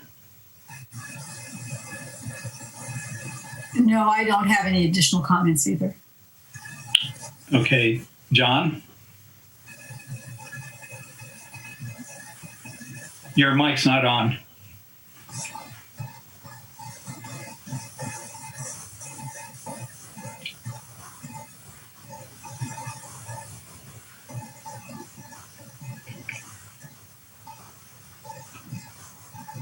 Are you with us, John? Yes or no? Looks like he's... Yeah, I've got it now. You hear me? Yes. Okay. Right now, I'm somehow minimized the screen there, and I'm not quite sure what... oh, there it is. Okay. A couple things. So basically, if I understand what Eric said, the $6 million is going to have in the neighborhood of $24,000 effect on the actual costs. The cost of the construction is going to be whatever it is, and we're going to authorize it.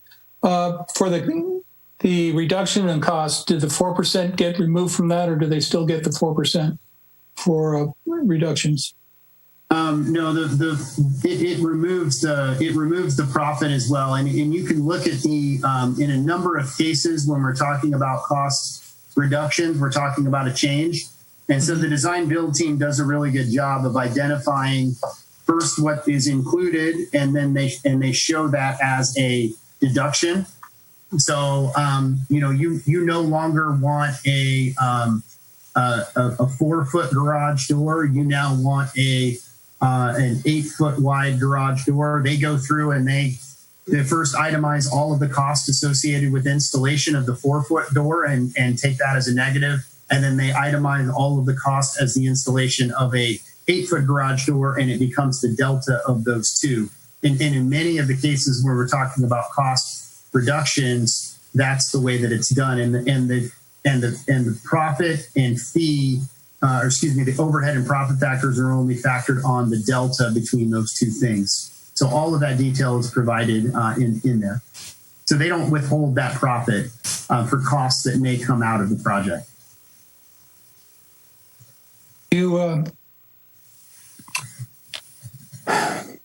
How are these? What's the name of the contractor again that we're reviewing the change orders for? It's a joint venture between Freelance is a contractor out of San Diego, and then Black and Veatch. It gets even a little bit more confusing because Black and Veatch's contracting arm is Overland Contractors. So, but it's essentially Freelance and Black and Veatch. It's two separate firms that have come together to build the project. And how do you find dealing with them? Are they do they fight everything, or do they are they reasonable to deal with? So it's interesting with design build. We work with kind of two separate teams. We have the design team that we've been working with very closely for the last year and a half, and we've had our disagreements. But I will tell you that we have a very good construction cost estimator that's reviewed all of these change orders. And in the vast majority of cases, we haven't had a lot of comments on those, or we haven't had a lot of comments when we're able to get over based on the change orders that they put together. So the change order and the construction estimate, the way that they put together the construction estimates has been very good, and are easy to follow. In terms of construction, I haven't been the one out at the construction site. Obviously, I haven't been out there. I would have liked to be out there a little bit more considering the situation with COVID.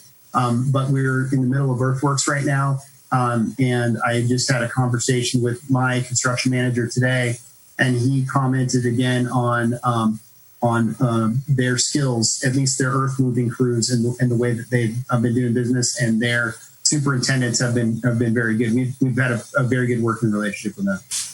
Okay, so we got a quality contractors then. Good.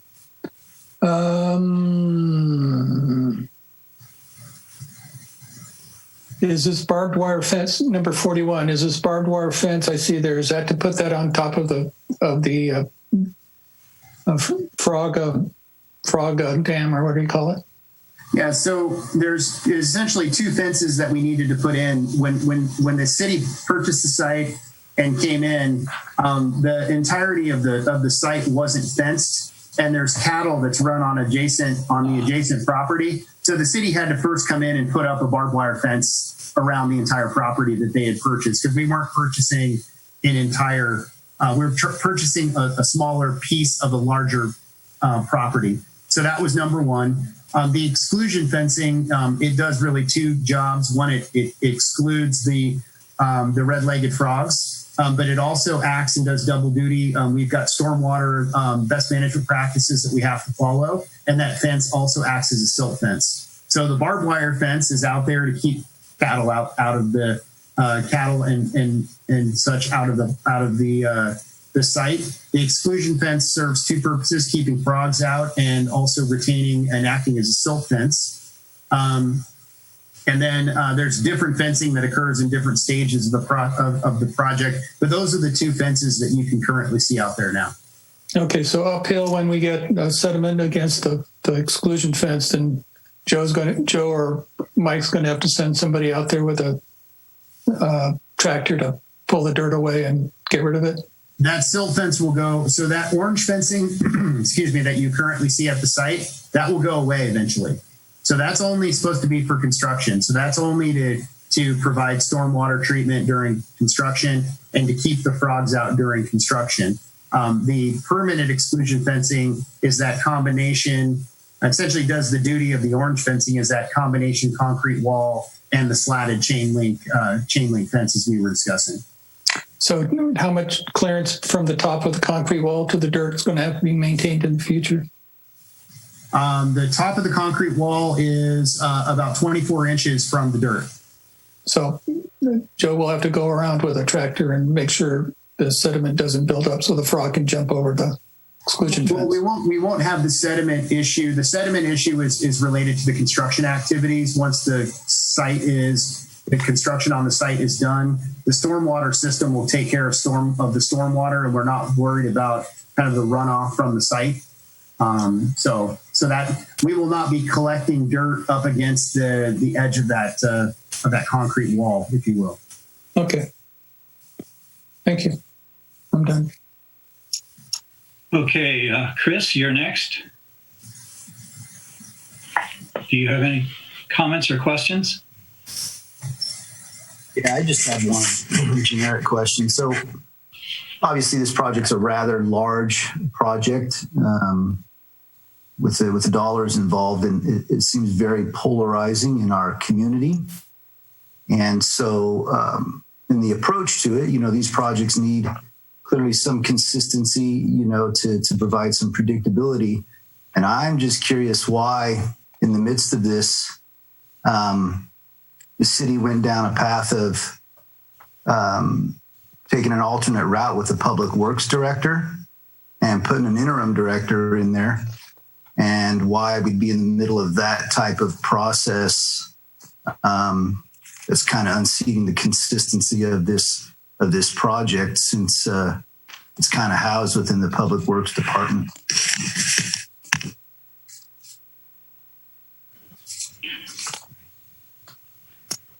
I believe Rob is still the on this project as a city engineer. Is that correct? Sure, yeah, that's correct. Mr. Livick is the city engineer. Mr. Livick is overseeing that part of the project and giving final approval and allowing things to move forward. Joe Mueller is involved heavily in this project and has been from the beginning. So no changes there. In fact, by allowing Rob to sort of fulfill that engineering role, it gives more time back to the project. Do you believe there's any drop in the perception of the power with the title change for that individual and the front? We call city council members, and then we call chairs, and we call mayors, and we call those things for a reason. And so, it appears that we just may have clipped his wings a bit, and I'm just trying to understand what the reasoning was behind that move in the middle of such a large project that affects the taxpayers of this city. Sure. All right. Fair enough question, Chris. And, I don't know if there's ever a good time for changes like this. And it felt the appropriate time to do so. And it was agreed upon by all parties. We're in a good place. Rob is very effective in his role. Jen's very, very effective in her role.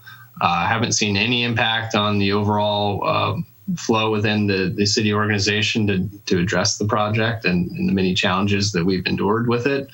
So from my vantage point, it seems to be working good.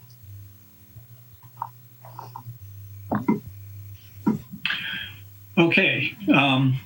There are no motions that we need to make. I do want to make one small comment. I know early on, before the selection process was made, I had concerns with Black & Veatch myself. I mean, they did the Nacimiento project for the county, which has had a number of issues, and I believe they're down right now because of it just wasn't done right. So I'm really concerned, and I hope that we keep on top of anything that Black & Veatch does. I remember when they fired up the intake valves, the deepest intake valve at the lake collapsed. And fortunately, they had other intake valves that were able to operate on. So anyway, I hope that everyone, that's involved with this project makes sure that Black & Veatch doesn't leave us with a project that's going to be failing in a few years. So with that said, you've heard our comments and our questions. So is staff ready to move on to the next item on the agenda, or is there anything else that we need to do first? Jen?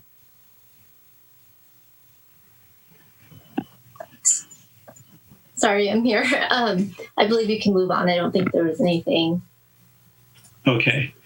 Then the next item on the agenda is item B3, which is the review of construction work restrictions developed for the conveyance facilities component of the water reclamation project.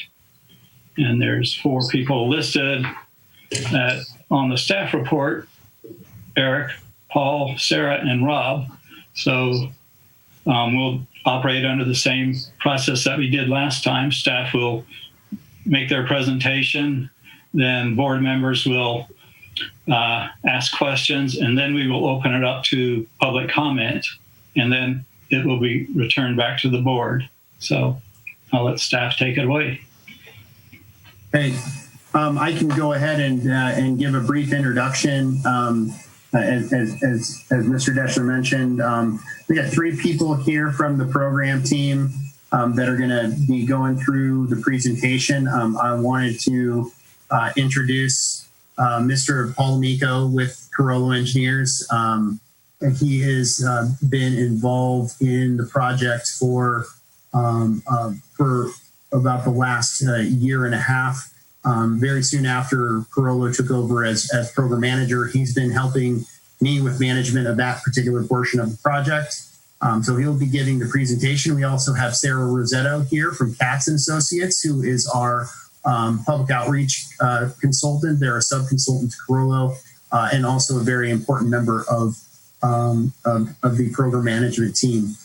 So, back in December of 2018, when the recommendation was first made to WRF-PAC to adopt the we'll call it, for lack of a better term, the Quintana pipeline alignment, there were a number of questions and concerns raised by residents and local business owners about the impacts that the construction activities would have on businesses and other folks along Main and Quintana and the portions of the alignment that were affected. So Paul and Sarah have been doing a number of outreach activities with those businesses, and this is kind of the culmination of that effort.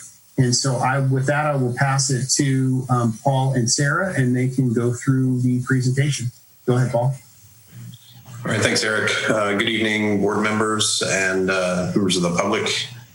Again, my name is Paul Amico. I'm the project manager for the conveyance facilities. I'm going to go through the technical details of traffic handling, and then Sarah is going to cover our outreach activities and what people can expect during construction.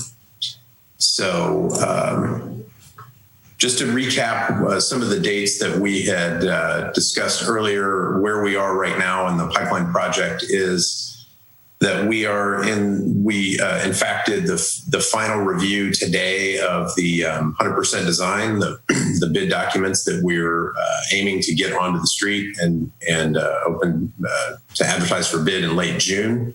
That would result in a contract award in September, notice to proceed in October, and then we would have a meet the contractor date in November before they get started in December. So from the June timeframe to the end of the year before we start construction. Anticipated completion of that construction will be April 2022, so that those pipelines can begin to send and pump stations can begin to send flow to the plant to start that plant up. Sarah, would you like to cover what we've heard during our outreach visits? Sure. Hi, everyone. I'm Sarah Rosetto. Just to give a bit of context, this presentation was first given in March to the Chamber of Commerce and a few of their member businesses. We kind of wanted to walk them through what we had heard in all of our outreach to that point, because they've been a valued partner in our outreach planning up to this point. So the schedule slide previous to this was slightly different in the version that we presented to them. With COVID and everything that's been going on, the final design to bidding is in progress right now, as Paul mentioned. So those dates on the slide that you just saw are the latest and greatest.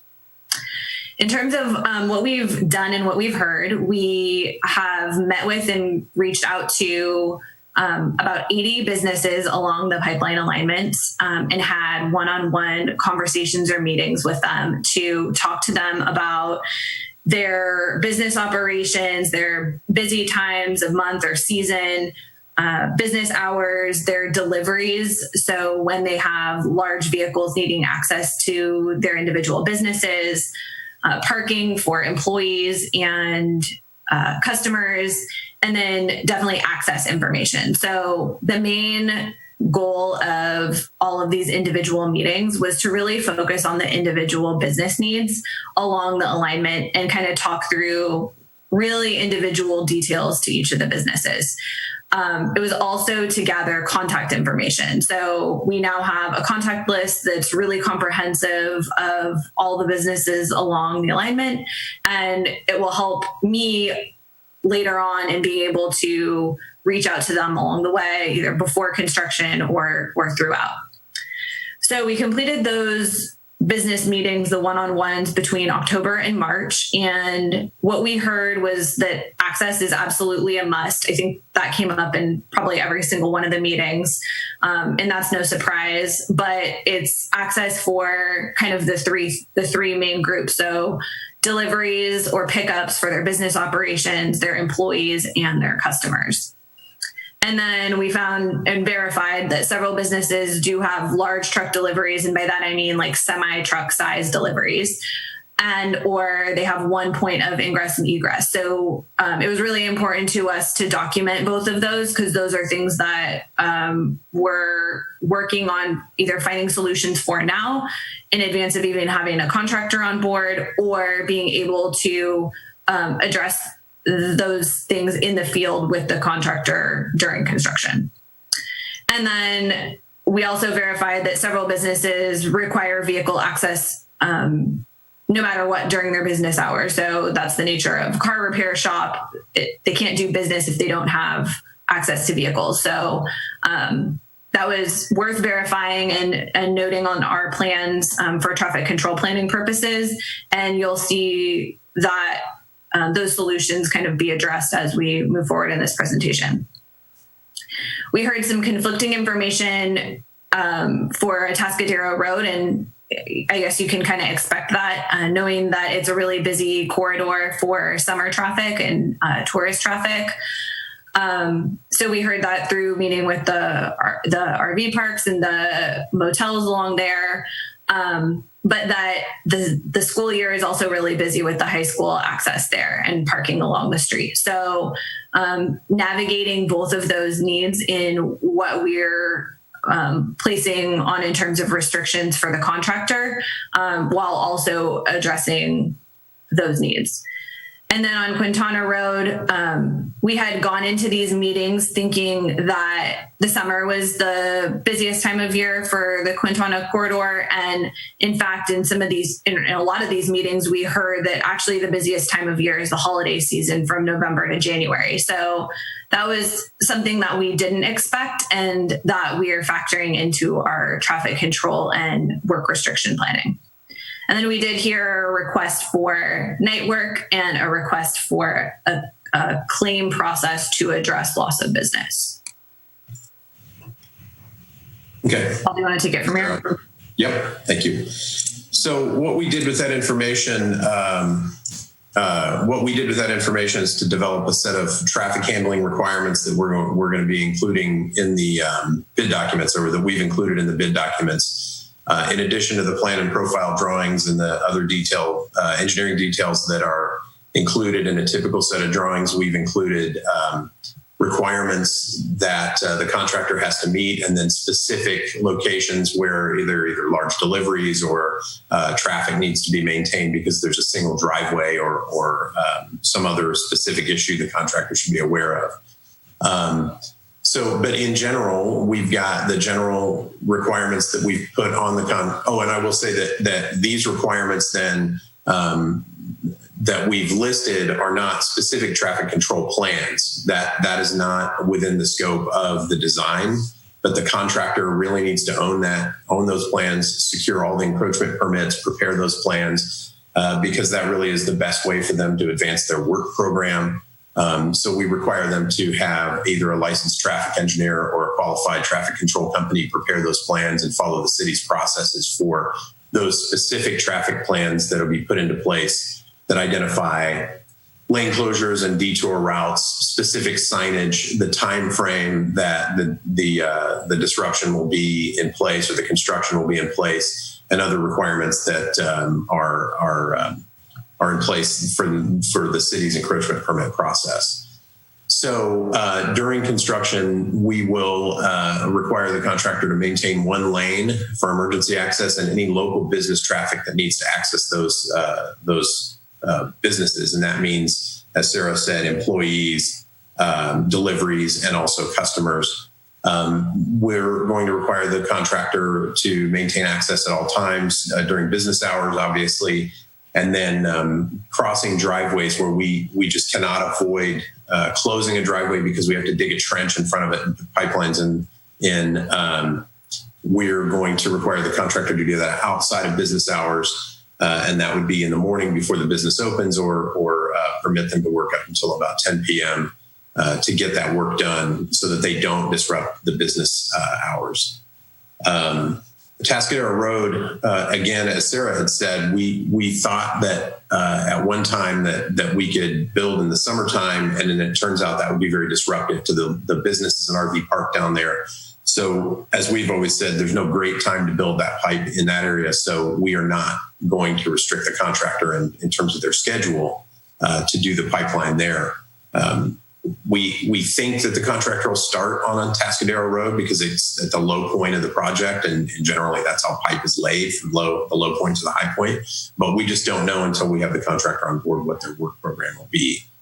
The one thing, as Sarah touched on, that we did learn was that the holiday season is the busiest time along Quintana and Maine. So we will put a schedule restriction in the contract documents that they will not be permitted to construct in those areas between November and the middle of January to make sure that we don't disrupt the holiday season.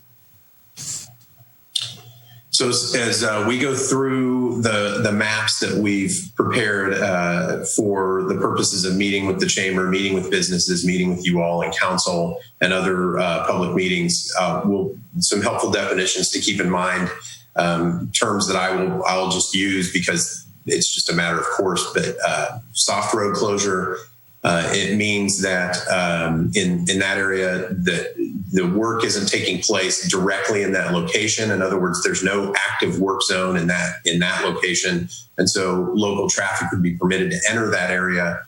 But then there would be a sign there that says, road closed to through traffic. We don't want people cutting through. And then the contractor only controls that area to the extent that if they may have to flag in traffic in that area or something, but they're not actively working in that area. Hard road closure is what we use that's a term we use for the contractor's work zone. That is the construction zone. That is where active construction is going on. The contractor absolutely controls traffic in that location. They will be the ones allowing traffic in if need be, and they'll have that barricaded there with flaggers to control any entry into that. And people who are in that area need to have a reason to be in that area. Local traffic, we use that term for traffic that needs to access those road closure areas, whether it's a soft or a hard road closure. And then through traffic are people that say going from Main Street over, if they want to go from Main Street in Quintana to Quintana and Morro Bay Boulevard, that would be through traffic, and we need them to be diverted or detoured around the work zone. So there'll be detours set up to get that through traffic around those work zones. So what we will do now is to look at a series of maps that we've put together that illustrate the different work zones and the different requirements that we've put into the bid documents for how traffic is to be handled in those areas. And then, as I said before, specific traffic control plans will be prepared for each one of these work zones. And in the case of this, in work zone 1, as a matter of fact, there might be several stages of construction here. The contractor will not be permitted to implement all the traffic control in this blue work zone shown on this map, because that would be incredibly disruptive. That would block traffic on Atascadero Road. It would limit traffic to the RV parks, to the plant itself, the existing treatment plant. And we still need school traffic and bicycle traffic to be able to access the bike path while the contractor is working on Atascadero Road. So within this set of plans, there are, I think, 5 or 6 stages here that we require the contractor as they move the pipe from west to east. Again, how we think they'll lay the pipe. As they move it through, they wouldn't be permitted to have multiple closures along Atascadero Road at the same time. The good news on this area is that the estimated duration of this time, we think that they can move pretty quickly through this area, 5 to 6 weeks of construction. Two-way traffic can be maintained because of the width of Atascadero Road and the location of the pipe in the roadway. So as you can see on this map, and hopefully you can see my mouse cursor, as the pipe crosses, this is one of those areas we would not permit the contractor to simultaneously work on this side of the road and this side of the road, because that would be very difficult for traffic to access that area.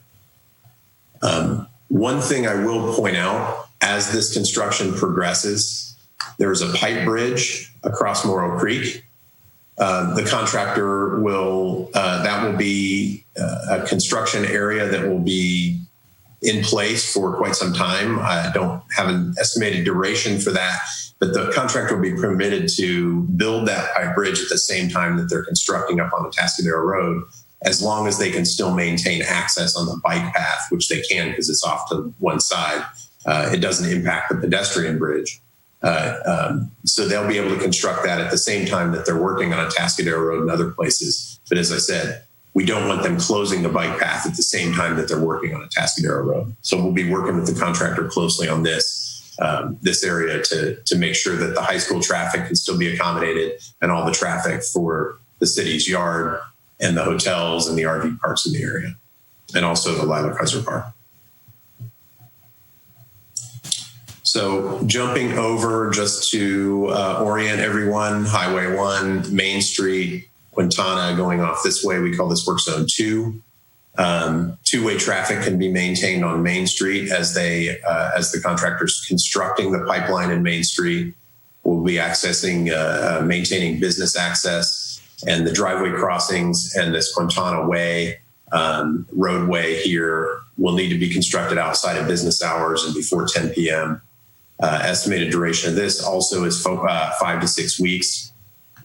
Another feature of this that I'll point out is that this is Pump Station B, what we call Pump Station B. It pumps, sewage will be pumped from the existing plant site up to Pump Station B, and then Pump Station B will pump it up over the hill. This location will be under construction for likely around a year, and so there'll be localized traffic restrictions in this area, but we will not permit the contractor to close both sides of the street at the same time. So they'll have to figure out how any lane restrictions around Pump Station B will be addressed while they're constructing these crossings over into the pump station. Again, because of the location of the pipe in this area, they'll be able to do this in halves as they cross the street. So we will always we will always require them to maintain two-way traffic in that area. This figure here we put together to illustrate why we believe again that two-way traffic can be maintained.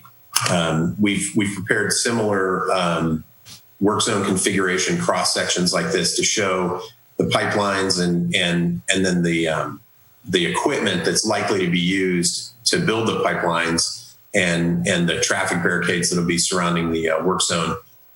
So there's a 54-foot curb-to-curb roadway. We think that the required working area is around 25 feet.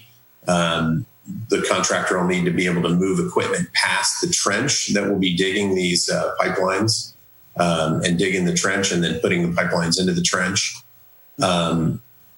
And so this was used to illustrate, we have several other these that as we move along the route, we'll show you how the right-of-way width changes and some of the challenges that the contractor is going to have to address while they're building the pipelines. One thing I did fail to mention in the first maps that we looked at is because of the nature of construction and the way that the pipelines need to be configured due to division of drinking water requirements with the purified water line being off to one side, we're required that the purified water line be above and 2 feet away from the trench, or that there's a 2 feet of native soil between the two trenches. In places where this can't be accomplished, then this IPR line would be put into a casing pipe. And so there are specific areas around in the design where that is required, but the majority of it is constructed in this manner. So this will be 2 passes of construction. We believe because the soil in between the 2 pipe trenches can't be all taken at once, and we can't open a large trench because that native soil requirement, then the contractor will have to construct the 3 pipelines first and then come back and construct the IPR line afterwards. We've written restrictions around this and won't permit the contractor to lay the pipe from one end of the job to the other and then come back and lay the IPR line and do it all over again. They need to put all the pipes in before they move on to the next work zone. So kind of a busy map here. Again, just to orient ourselves, here's the roundabout, the shopping plaza with Albertsons and Rite Aid and other businesses here. Main Street over here, this is all Quintana, Kennedy Way in the middle. What these maps show are the routes that will be used for detours and will be open during construction. And then the different work zones that we've laid out.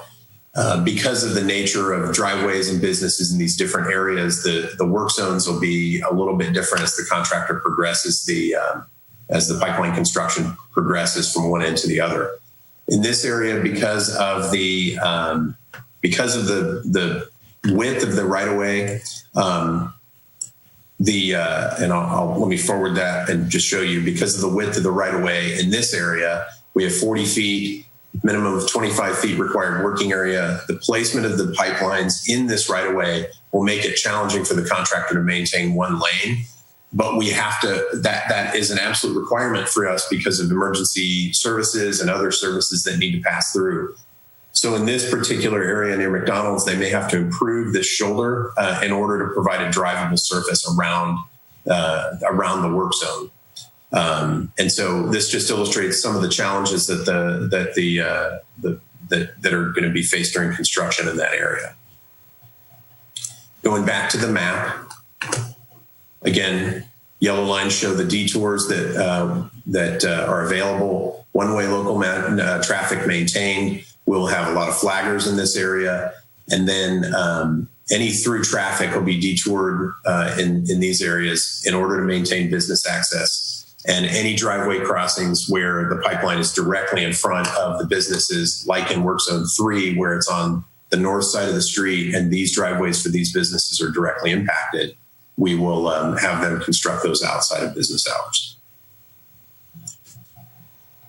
So here's the work zone again near McDonald's, and then near urgent care, there's a sidewalk on one side. Again, very challenging construction for the contractor, which is why we wanted to give the general requirements, and then during the bidding process have the professionals who do this day in and day out, do this every day, come up with a work program that continues to maintain a safe working environment for their workers and also a safe environment for pedestrians and traffic.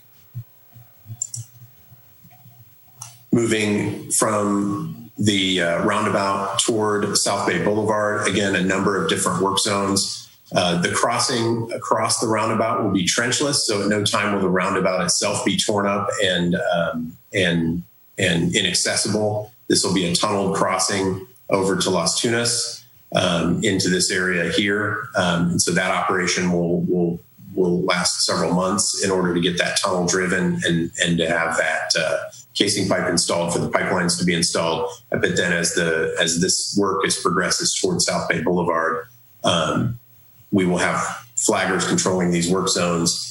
And the contractor won't be allowed to work in multiple work zones at the same time. As they cross these different roadways, they'll have to adjust traffic in those areas. The pipeline in this area is on, unfortunately, is the only available lane for it was on the business side closer to the businesses. So we will be working closely with the businesses along through here to make sure we can maintain access in this area as well. So last map before I turn it back over to Sarah to talk about some of the outreach specific activities that we're going to be doing during construction is coming down Quintana past the church and then across South Bay up to the wharf site, which is in this area. One-way access along Quintana. We use Highway 1 as a detour, so we're working with Caltrans at this time on their encroachment permit, which also covers traffic on South Bay Boulevard under Highway 1, and then any other traffic control that's placed in the Caltrans right-of-way. The one thing I will point out here is that the care facility up here at the top of the hill, we've already met with them, and we're coming up with an approach that, and we're going to require 24/7 access to that facility. They get a lot of calls there, and we're going to have to accommodate that. So we're going to have to work closely with the contractor and the care facility and more of a public safety services in order to maintain access in that area. So with that, I will turn it back over to Sarah for further discussion on outreach. So just to kind of give an idea of what we are looking ahead to during construction, we have heard repeatedly how important ongoing communication and proactive communication is with the businesses that we've met with. And this project is obviously bigger than anything any of the businesses have dealt with in these areas before. And so this approach is looking to be proactive over the next 6 months, where we can sort of start getting all of these materials ready, that when we have a contractor on board, we can kind of hit the ground running with them. They'll have their schedule, and that's when we'll have a lot more definition to be able to sort of fill in the gaps in some of these notices or materials for businesses. So in general, what you can expect at this time, this is the initial planning we've done. It'll be a series of notifications, including mailings and in-person notifications like door hangers, traffic advisories to the media to help get the word out more broadly than just along the alignment, coordination with traffic apps people might be using to navigate through town. Google Maps or Apple Maps if it's on an iPhone, making sure that those are catching the detour routes and road closures, and so that they're directing people where they need to go.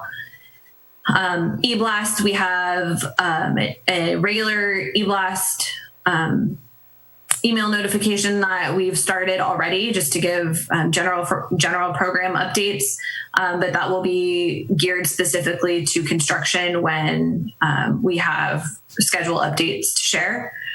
And then using the website as the hub of online communication. And then signage to make sure that when people approach the work zone or the road closure, that they know how to get where they're going. And then obviously not just one-way communication with notifications, but also through meetings and field visits. It was so wonderful getting to meet all of these business owners in person and to start building that relationship with everyone, that it's something that we will want to continue as we get closer to construction. And the contractor will be helping with as construction progresses too. So they'll be responsible for the door hanger notifications along the way. We'll continue to be working closely with the chamber and other groups in more of a group setting. And then at milestones as we get closer, offering availability sessions, which are sort of like office hours, where we're open to talk about questions or concerns at set times or community meetings. And then in terms of the notifications, something that I think is going to be really important on the pipeline portion of this program is a block by block notification approach. So it's kind of the trick of making sure that people are notified in that sweet spot of time where it's enough time for them to be able to plan for what they're trying to do if they're trying to go to work or try to visit a business. But that it's not too far in advance where they forget and they approach the road closure and are so frustrated. So these timeframes are based on years of experience working on pipeline projects and understanding when people like to receive information. So the process would start with a one-on-one business visit to say, hey, we're 2 weeks out from being in your area. or your block, and then followed up by door hanger notifications 7 days in advance and 24 hours in advance. And then followed by a street resurfacing notice that gives like a little bit more closure information as far as when the road will be restored and the follow-on work that comes with pipeline construction. So to Paul's point earlier, because this is going to be done most likely in 2 passes of construction, this approach will be done in a phased approach as well, and we'll be able to tailor that based on seeing the contractor's schedule and phasing approach when the time comes for that. So this is very initial right now. Right, and I want to chime in on the 2 passes. Because the IPR line is much smaller footprint, we believe that crew will be much smaller. It's not going to be a large excavator that's going to lay the other 3 pipelines. It's going to be a smaller crew that'll be able to do that construction much quicker. Ready for the next slide? So as I mentioned, we've already started working with the chamber, and this is going to be an ongoing partnership to make sure that we're supporting the businesses along the alignment. We've talked about collaborating to develop what we call a war chest guide, where it would basically be a toolkit that businesses could use to help put information on their communication channels for their own customers, or identify ways that they can market themselves in advance of construction. Now, I think the value of all of these resources is even more important given the world that we're living in. And when we even talked about this with the chamber in March, we had no idea how this was all going to play out up until now. And so I think knowing that we have about potentially 6 months before any construction on the pipeline starts, this is a really great time to revisit all of this with the chamber. Already talked about it a little bit, but developing signage and making sure that the detour routes are very clearly defined for people who know where they're going and people who may not know where they're going. Providing information to the chamber and business marketing materials. So information that businesses can just use and pop into either a newsletter or a website or something that they may already have on hand. Provide information for employee communications, whether that's like bulletin board flyer or some other kind of newsletter, and then discussing creative solutions before and during construction. So, like I said, that hasn't been fully defined yet. I think there's a lot of opportunity there. And it's been wonderful getting to work with the chamber up to this point to see some of the ideas that they have. So some commitments in terms of construction outreach from the city so far: finding creative solutions to solving issues. Pipeline construction is complex and dynamic in that the work zone is moving every day, and working around businesses to accommodate their traffic is going to be really, really important. And so we're going to be working hard to make sure that we have some of these solutions identified where we can in advance, but it's also going to be important to be nimble in the moment and when work is actually happening to also be finding solutions to things that may just pop up in the field. Partnering with the contractor to make sure that they understand community needs, and part of all the meetings that we've already had has been to gather that information that will help in those conversations with the contractor to make sure that they're aware of how important it is to be a good neighbor as they're working on this. Communicating proactively and clearly about what to expect, that's going to be my job. And balancing public access, public and worker safety, and construction efficiency in sort of a tough trifecta.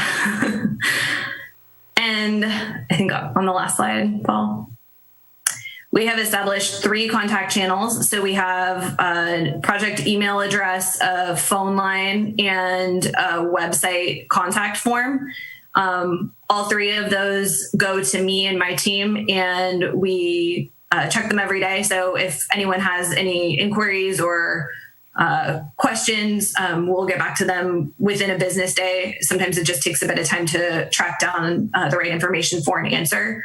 But the goal was to set all of these channels up well in advance of construction, so we are all used to using them and have a really good approach to getting back to people in a timely manner before they start calling. Okay. Thank you, Sarah. That was it. That was all the slides we have. So now we can open it up for questions if you all like, and I can keep this presentation going if we need to refer to any of the materials, any of the maps or anything. So just let me know what you'd like me to do. All right. Well, thank you both, Sarah and Paul. We'll now take it back to the board to see if they have any questions of you right now. Let's see. John, how about we start with you? Sure. Okay, I had a few things which kind of popped up in my head. What is the size of this IPR line? It's an 8 inches in diameter. So what sort of material do you expect them to use? So the design has specified either fusible PVC or high density polyethylene.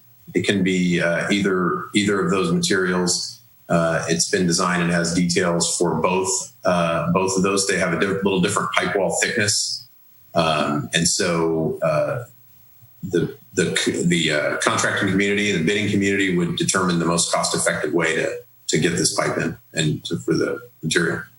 Could it be installed in a continuous process where you kind of unroll it? So it'll be both are fused pipes, and so we anticipate that, and the design has been laid out with standard fittings. So there are many places where they're either horizontal or vertical fittings that'll need to be installed. But between those fittings and straight runs of pipe, we believe the contractor will try to open as much trench as they can and put as much pipe in the ground as they can in one fuse, so that they can expedite the construction. Do you think they'd be able to get 400 feet in a day? So a daily production rate is going to be difficult yeah, they could. It's just that the issue is going to be crossing utilities and digging the trench and then being able to put 3 pipes in. I think we're thinking of it more as weekly production rates, or some days you may not see any pipe go in the ground at all. They may be digging, they may be fusing, they may be doing other things. Then in a day, they may be able to get the pipe in the ground and backfill. Yeah, I guess what was running in my head there, and for the big trench, I'm not, that I wouldn't want to tell anyone, but for the 8-inch IPR line where you have to come back in and put it in, mm-hmm. You think they'd be able to get how many, on a lucky day, how far do you think they'd get? It's going to vary. It'll vary because of crossing utilities. In general, I think we're estimating 100 feet a day just across the project. Mm-hmm. But I would have to go back and look because we have a pretty detailed analysis of what we think the production rates are based on crossing utilities, because that's really what's going to control it, is how many crossing utilities. So in some places, they're like, for instance, between Kennedy Way and the driveway that goes up to the fitness center and AutoZone, there are no crossing utilities in that area. So they might be able to get that entire stretch done in a couple of weeks, just given the length in there. So they could go very quick there, but then in slow in other places, depending on how many driveways they have to cross, how many crossing utilities they have, etc. Do you think a bridge, they could do a movable bridges to cross the 3-pipe trench? Or do you think it's going to have to be kept, everything needs to be kept away so it's for structural stability? The soils down there, in general, the further we get away from the beach, the better the soils get as they come up the hill, and it'll all be dependent on how the trench stands up. They should be able to plate those driveways and get people across those. And that's what we have our discussions on how we think that they're going to prosecute the work, but open the driveway, dig the driveway, get it open to business, come back that night, maybe try to get the pipe in that area, put some fittings on it. We don't know how the contractor is going to choose to run the work program. Okay, so if the contractor came up with an idea of rather than putting the 25 feet down the middle of the road there, they shoved it over to the side to keep 2 lanes parallel on one side, you'd be open to that? Well, we certainly, yeah. The contractor is the expert in putting pipe in the ground and the best way to accomplish that, given the constraints that we put on them, right? And so, but the issue is really the existing utilities. In Quintana, there's a high pressure gas main on one side that the contractor is going to need to, and then a water line on the other side. And we have a lane down the middle that we can put these pipes in. In some places, the IPR line has to get closer to the trench with the three other pipes, and in those places, it'll be in a casing. So it's those nuances of construction that are going to drive the production rate. How much detail do you expect from the contractor's work plan for the bid? I didn't hear the first part of that question. When the contractor submits a bid for the work, how much detail are you expecting in the work plan? So the work plan, we don't get a work plan at that time. We just simply get pricing based on the bid schedule that we give them, right? So the bid schedule, we were actually discussing that today. We think it's going to be dozens, if not over 100 different pay items, mainly because of the trench, how the trench changes along the alignment. And so that's the detail we get. It follows what's in the plans. And we've split it apart: pipe installation, pavement restoration, appurtenances, different structures. There's 2 pump stations on this job. There's different air release valves. There's, so there are a lot of different bid items in that. And as we wrap up the development of the bid documents, we're working with our construction management team to come up with the best way because they're ultimately the ones that are going to have to live with those pay items. And the best way for us to see that granularity we need to see in order to evaluate the bids. How much? So you're going to get a price for each utility crossing? Is that the way you're going to do it, or are you going to lump together like services to a building? Yeah, well, that'll be in with them dealing with those utility crossings will be in their price for the pipeline in that area. So the pipeline will be bid on a unit price basis. They get paid for, we'll tell them how to measure it, how we're going to measure it along the stationing of the project. And those utility crossings and that production rate, it's all going to be about what they estimate their production rate is going to be and how quickly they can get that pipe in the ground and how slow certain areas are going to go because they've got more utilities than others, how the trench stands up, what the geotechnical report says, those different factors. Has the geotechnical report identified any areas which are problematic? Obviously, as we get closer to the beach, the groundwater gets a little higher, gets closer to the ground surface, and the soils are, they're a little sandier for the most part. As you get out away from the beach and you go up the hill, there's more silt in, and so the geotech identifies all those different areas, within the constraint of the literature they reviewed and the borings that they conducted. So it was a thorough geotech report that was prepared and will be included in the bid documents. How good are the as-built for the existing utilities? So we've got utility maps that have been used to plot utilities on the drawings. Plus, we've done a round of potholing. I want to say there were 60 or 80 potholes that were done along the alignment that to verify and get a survey rod onto that utility. So we've located it, horizontally and vertically in the street, particularly ones that drive the alignment of the pipe, or both in the street and then also vertically to go up and or over them or under them. So we're providing all that information on the plans as well. The trench or the the jacking pit for the roundabout. Did we get the easement, or is the contractor going to get the easement for that? We're in the process of securing that easement right now. So you'll tell him how much space he's got, and he's got to live within it. Mm-hmm. But yes. What size jacking pit do you think you'll need? I'd have to get my plans out. I don't have that at my. I can circle back with that. It's going to be that the casing pipe is a 60-inch casing that goes under the roundabout. 20-foot lengths. Pardon? 20-foot lengths, or you?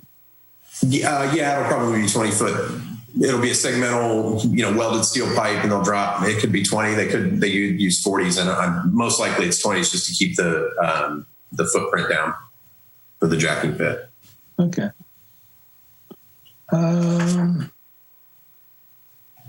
guess one of the questions I have there is that if the contractor thinks he can really blow and go on the IPR line,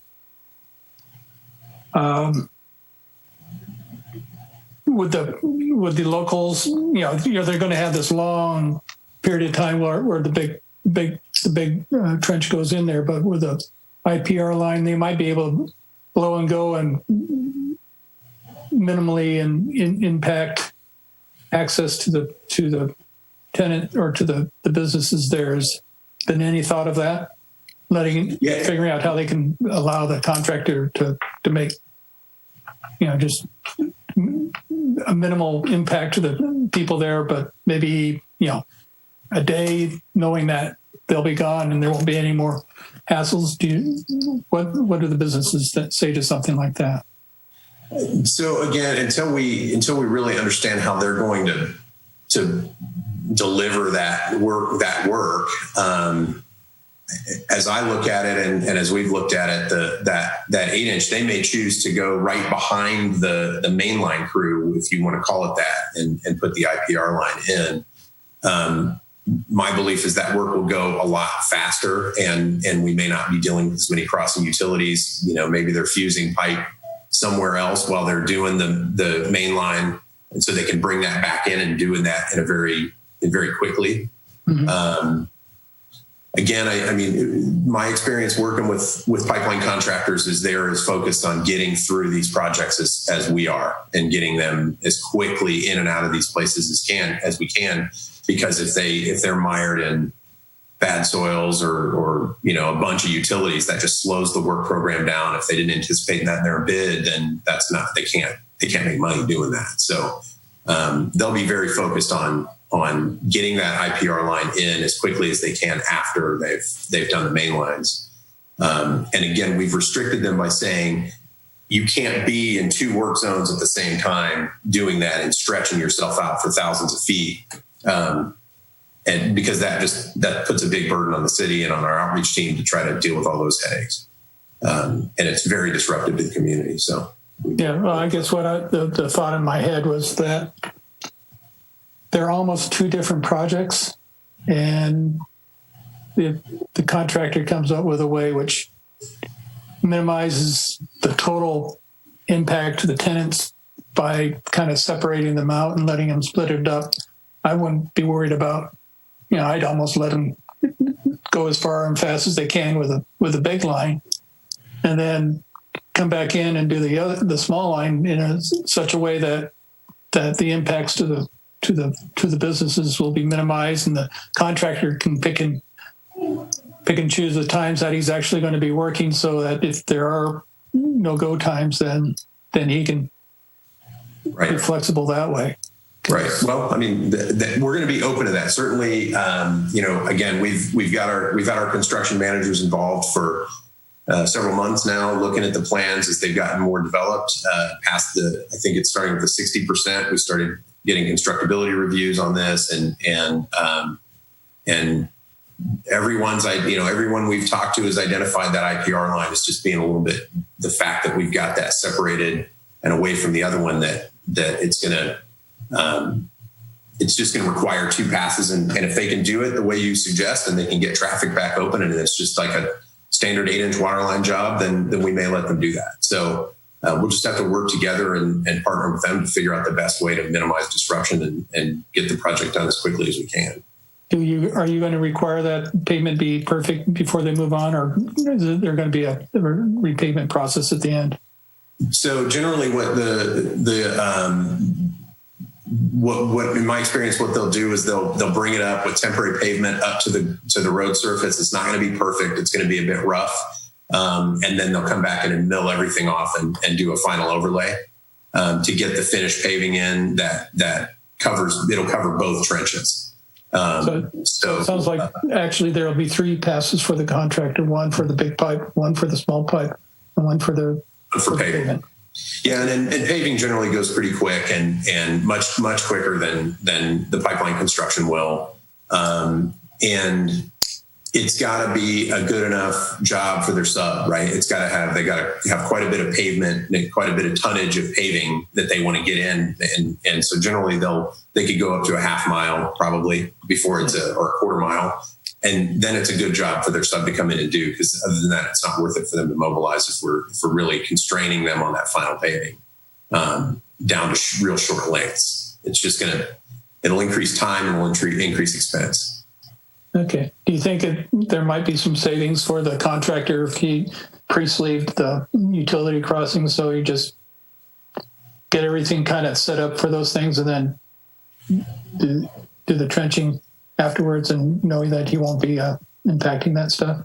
Could be. We've talked about how to handle crossing utilities. Obviously, gas services and water services, we can't take those out. Those are very difficult to take out of service and place back into service. But facilities like storm drains and sanitary sewers, you can request that the owner not use water for an hour, plug the line, cut it, get the pipe in, and then reinstate it pretty quickly. So water and gas will be the ones that the contractor will have to worry about as they're progressing their work. Okay. The other gravity facilities that cross, they can generally cut those pretty quick and get them back into service pretty quickly. What coordination have you done with the gas company? What's that? What sort of coordination have you done with the gas company? We've been in coordination with SoCal Gas, particularly because of the high pressure gas main that's there. There are a lot of requirements on that. I believe they've seen a copy of the 90%, and our designer's been in coordination with them, getting maps, alerting them that the project is coming. And then during potholing, I believe they had to have a representative on site during that time. And they'll have to have a representative on site anytime we're within, I think it's 10 feet of that gas main, which we are for quite a bit of the length. What happens if the gas company isn't prompt in providing their inspector when you're ready for them? Right. You bring up a good point, which is that'll be one of the things that we're doing as we get closer to construction. We get the contractor on board, is to try to elevate those discussions between the city and SoCal Gas to make sure that, the city's leadership is talking to the company and saying, this is important for us. We need responsiveness. We need to come up with a process for making sure that we can get good responsiveness during construction, because, and then also the contractor, it'll be up to the contractor to make sure they're not jumping all over the place and keeping that inspector busy while they're here, keeping them engaged so they're not just twiddling their thumbs. Okay. How about telecom? Are there any major telecom facilities you have to worry about? Not major, no. Just fiber throughout the, here and there, and phone. And a lot of it's overhead. I don't think there's much buried fiber on this job. Okay. Thank you. Okay. Thank you, John. Jan, do you have any questions? Yes, I just want to say that I have heard concerns about this road closure and all this problems with the traffic problems and stuff since we first, for the last couple of years, since we've been talking about this wastewater plant. And so I really appreciate, Paul and Sarah, that you spent so much time talking to the businesses and getting to know them and really figuring out different ways to go around, different ways to access the businesses. And that's just what I wanted to let you know, that I really appreciate that you've had so many meetings and so much contact with them, because I know that they've been very concerned. And now with COVID and then this, their businesses will not they can't take much more, is what I'm thinking. So thank you. Right. Well, you're welcome. You're welcome. All right. Thank you, Jan. Tori, do you have any questions or comments? I think they've been covered, so I will pass. Thank you. Thank you. Chris? No, just a thank you again to Eric and the team for being so detailed and prepared, and Eric definitely for having the team be able to articulate the details to us. I appreciate it. Good job. Okay. The board has made their comments, so we'll be going to public comment in a moment. I'd just like to mention that building infrastructure is difficult and taxing for everybody. Los Osos survived it with having nearly every street dug up, so I'm sure we will also. So with that, we'll go to public comment. And if you are online and you know in the Zoom meeting, then use the raise hand in order to let our gatekeeper know that you want to speak. And if you're on the telephone, then press *9, and that will raise the hand for you. Again, it's 3 minutes that will be provided, and your questions and comments will be addressed by the appropriate staff members after public comment is over with. So Zeke, do we have anyone in the queue? Yes, sir. There is one person with their hand up. Betty Winholtz, please. Okay, Betty. Thank you. Betty Winholtz again. I have 6 comments or questions. The first one has to do with the laydown material, and you were talking about digging this trench, and I'm wondering where all that dirt's going to go. If you have to be, 25 feet wide or whatever it is, then where does this dirt go, particularly as you get up on Quintana and it gets really narrow because there's that creek right next to it. So where is your laydown area? I'm real concerned not just about having contacted the businesses, but also the neighborhood, because you're going to be impacting that whole neighborhood in the south part of Morro Bay for months at a time when you get down to that section. And I'm wondering how you're going to work that besides just going door to door, leaving a notice. But that's going to be major traffic on their streets. And so I want to put that out there. There is a Trans-Pacific fiber line, I thought, under Quintana. I don't think it's hanging, but could you clarify that for me, please? I'd like to know how this bid is going to avoid a couple of the things we were talking about on the previous WRF, and that is, how will you be avoiding change orders? And will you be starting when you have a 100% plan instead of when you've got a 60 or a 90% plan?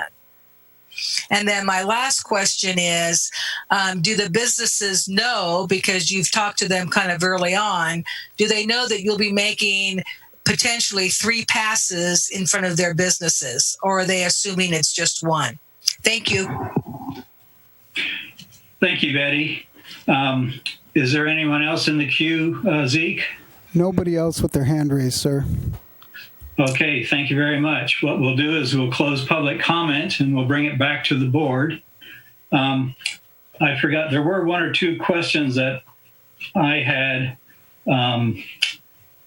This one doesn't really concern with the traffic plan, but on Work Zone 1, where the pipeline jogs from the south side of the street to the north side of the street by the high school, and then back to the south side.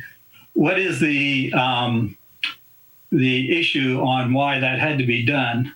I'm sure there's probably some blockage in there.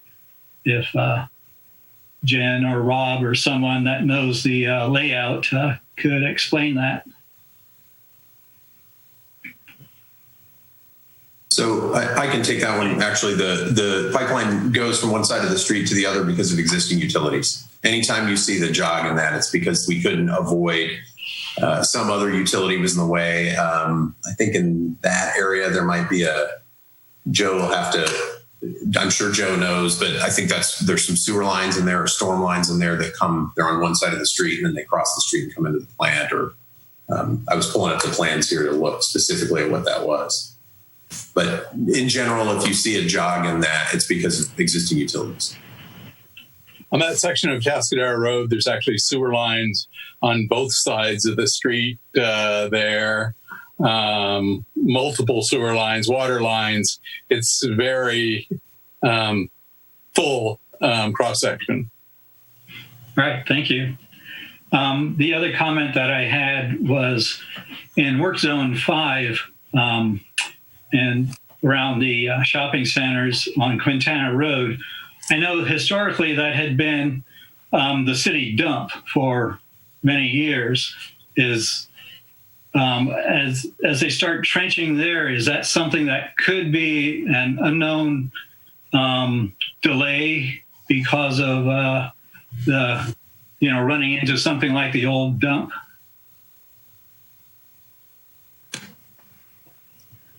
So, I mean, it's certainly digging in the ground poses risks, and we have borings that were done along the alignment, and so if those borings identified, and then also our geotechnical engineer does a fair bit of research on other projects and other things. They've got I'm not a geotechnical engineer, but they generally rely on a lot of different literature as well.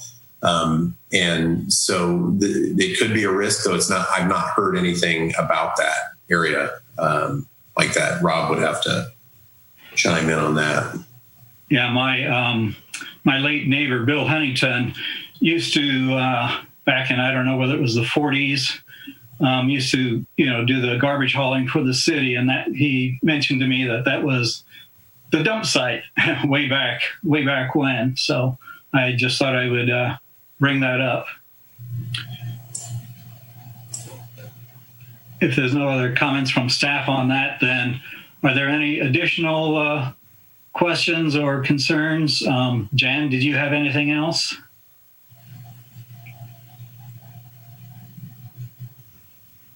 No, I'm good. No, I have no more questions. All right.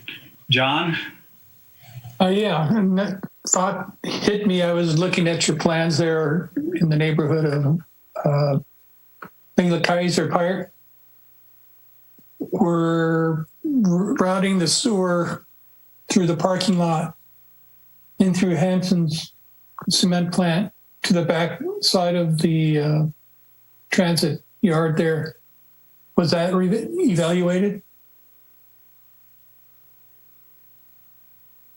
In that route to go back through Lila Kaiser and then come around as opposed to going along the Highway 1 ramp? Is that what you're referring to? Yeah.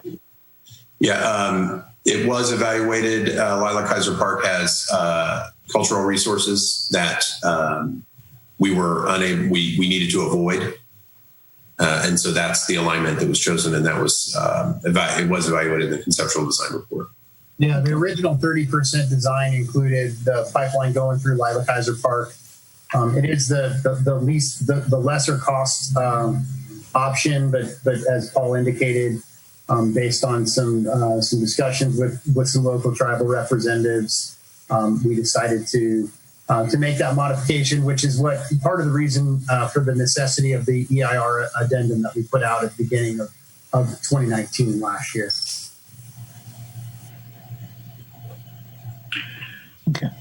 Okay.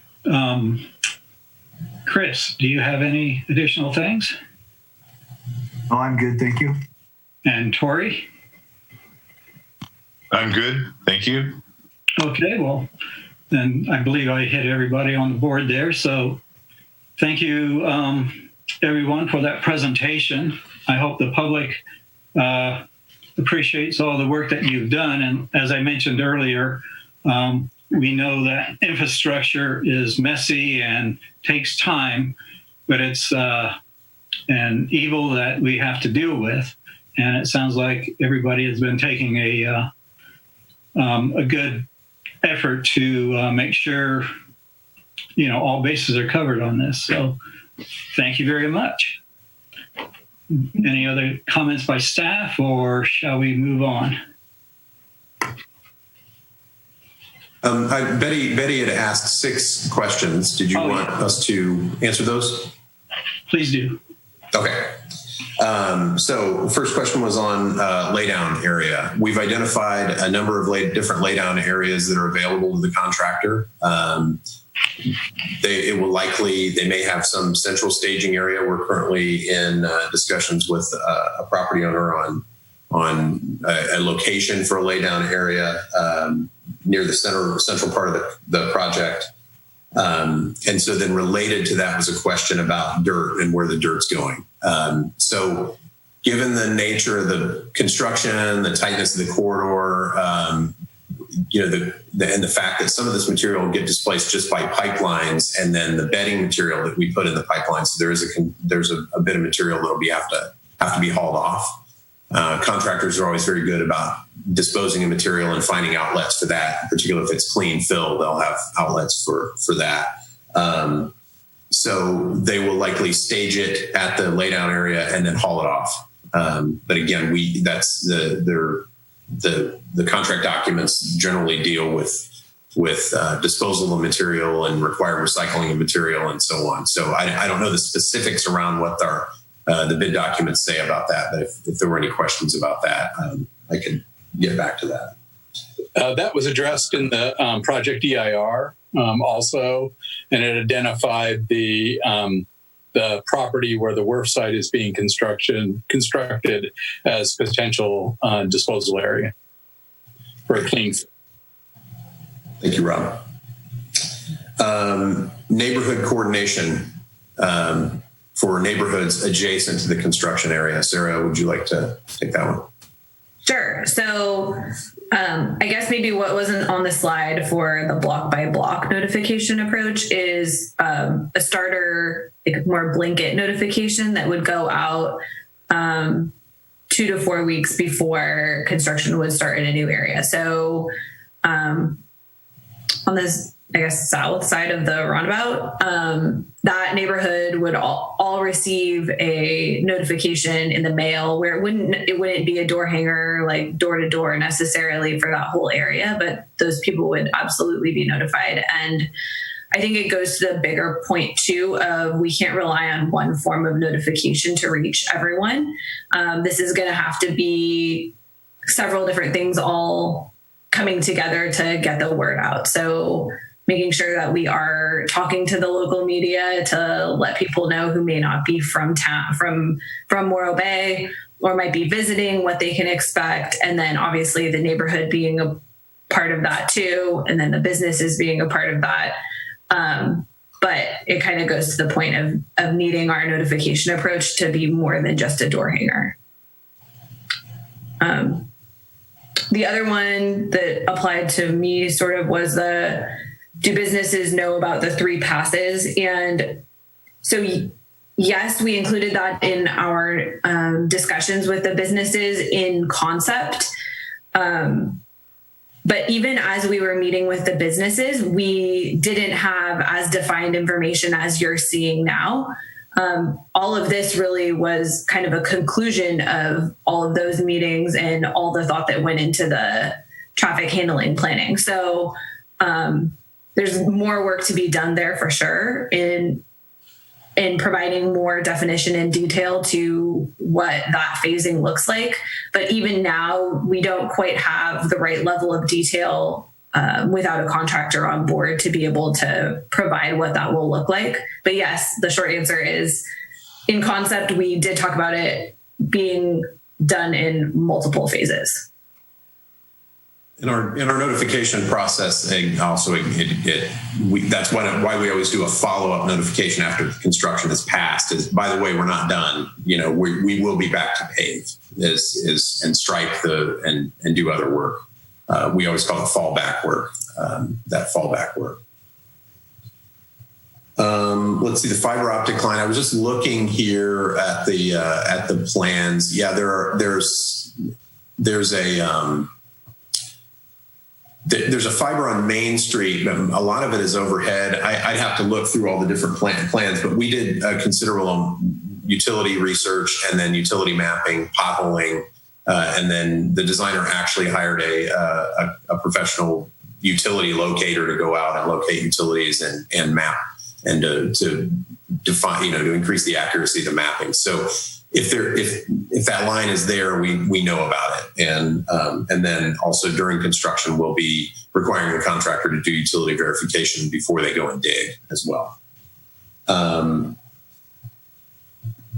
There are two questions that were asked, one about avoiding change orders and then the other one is about 100. I think those two are really related, is the level of design that's going to the street for these plans. They will be 100% plans. This is not a design build project. This is a design bid build project, meaning that we put these plans out on the street at 100% level of design, and in a competitive environment, we get the best price for this work.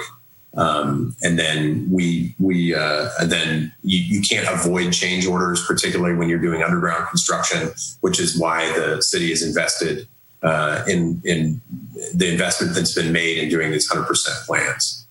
So if there's any further questions after that, we can answer those. All right, thank you very much. It was a good presentation, and I believe the board is satisfied on all of the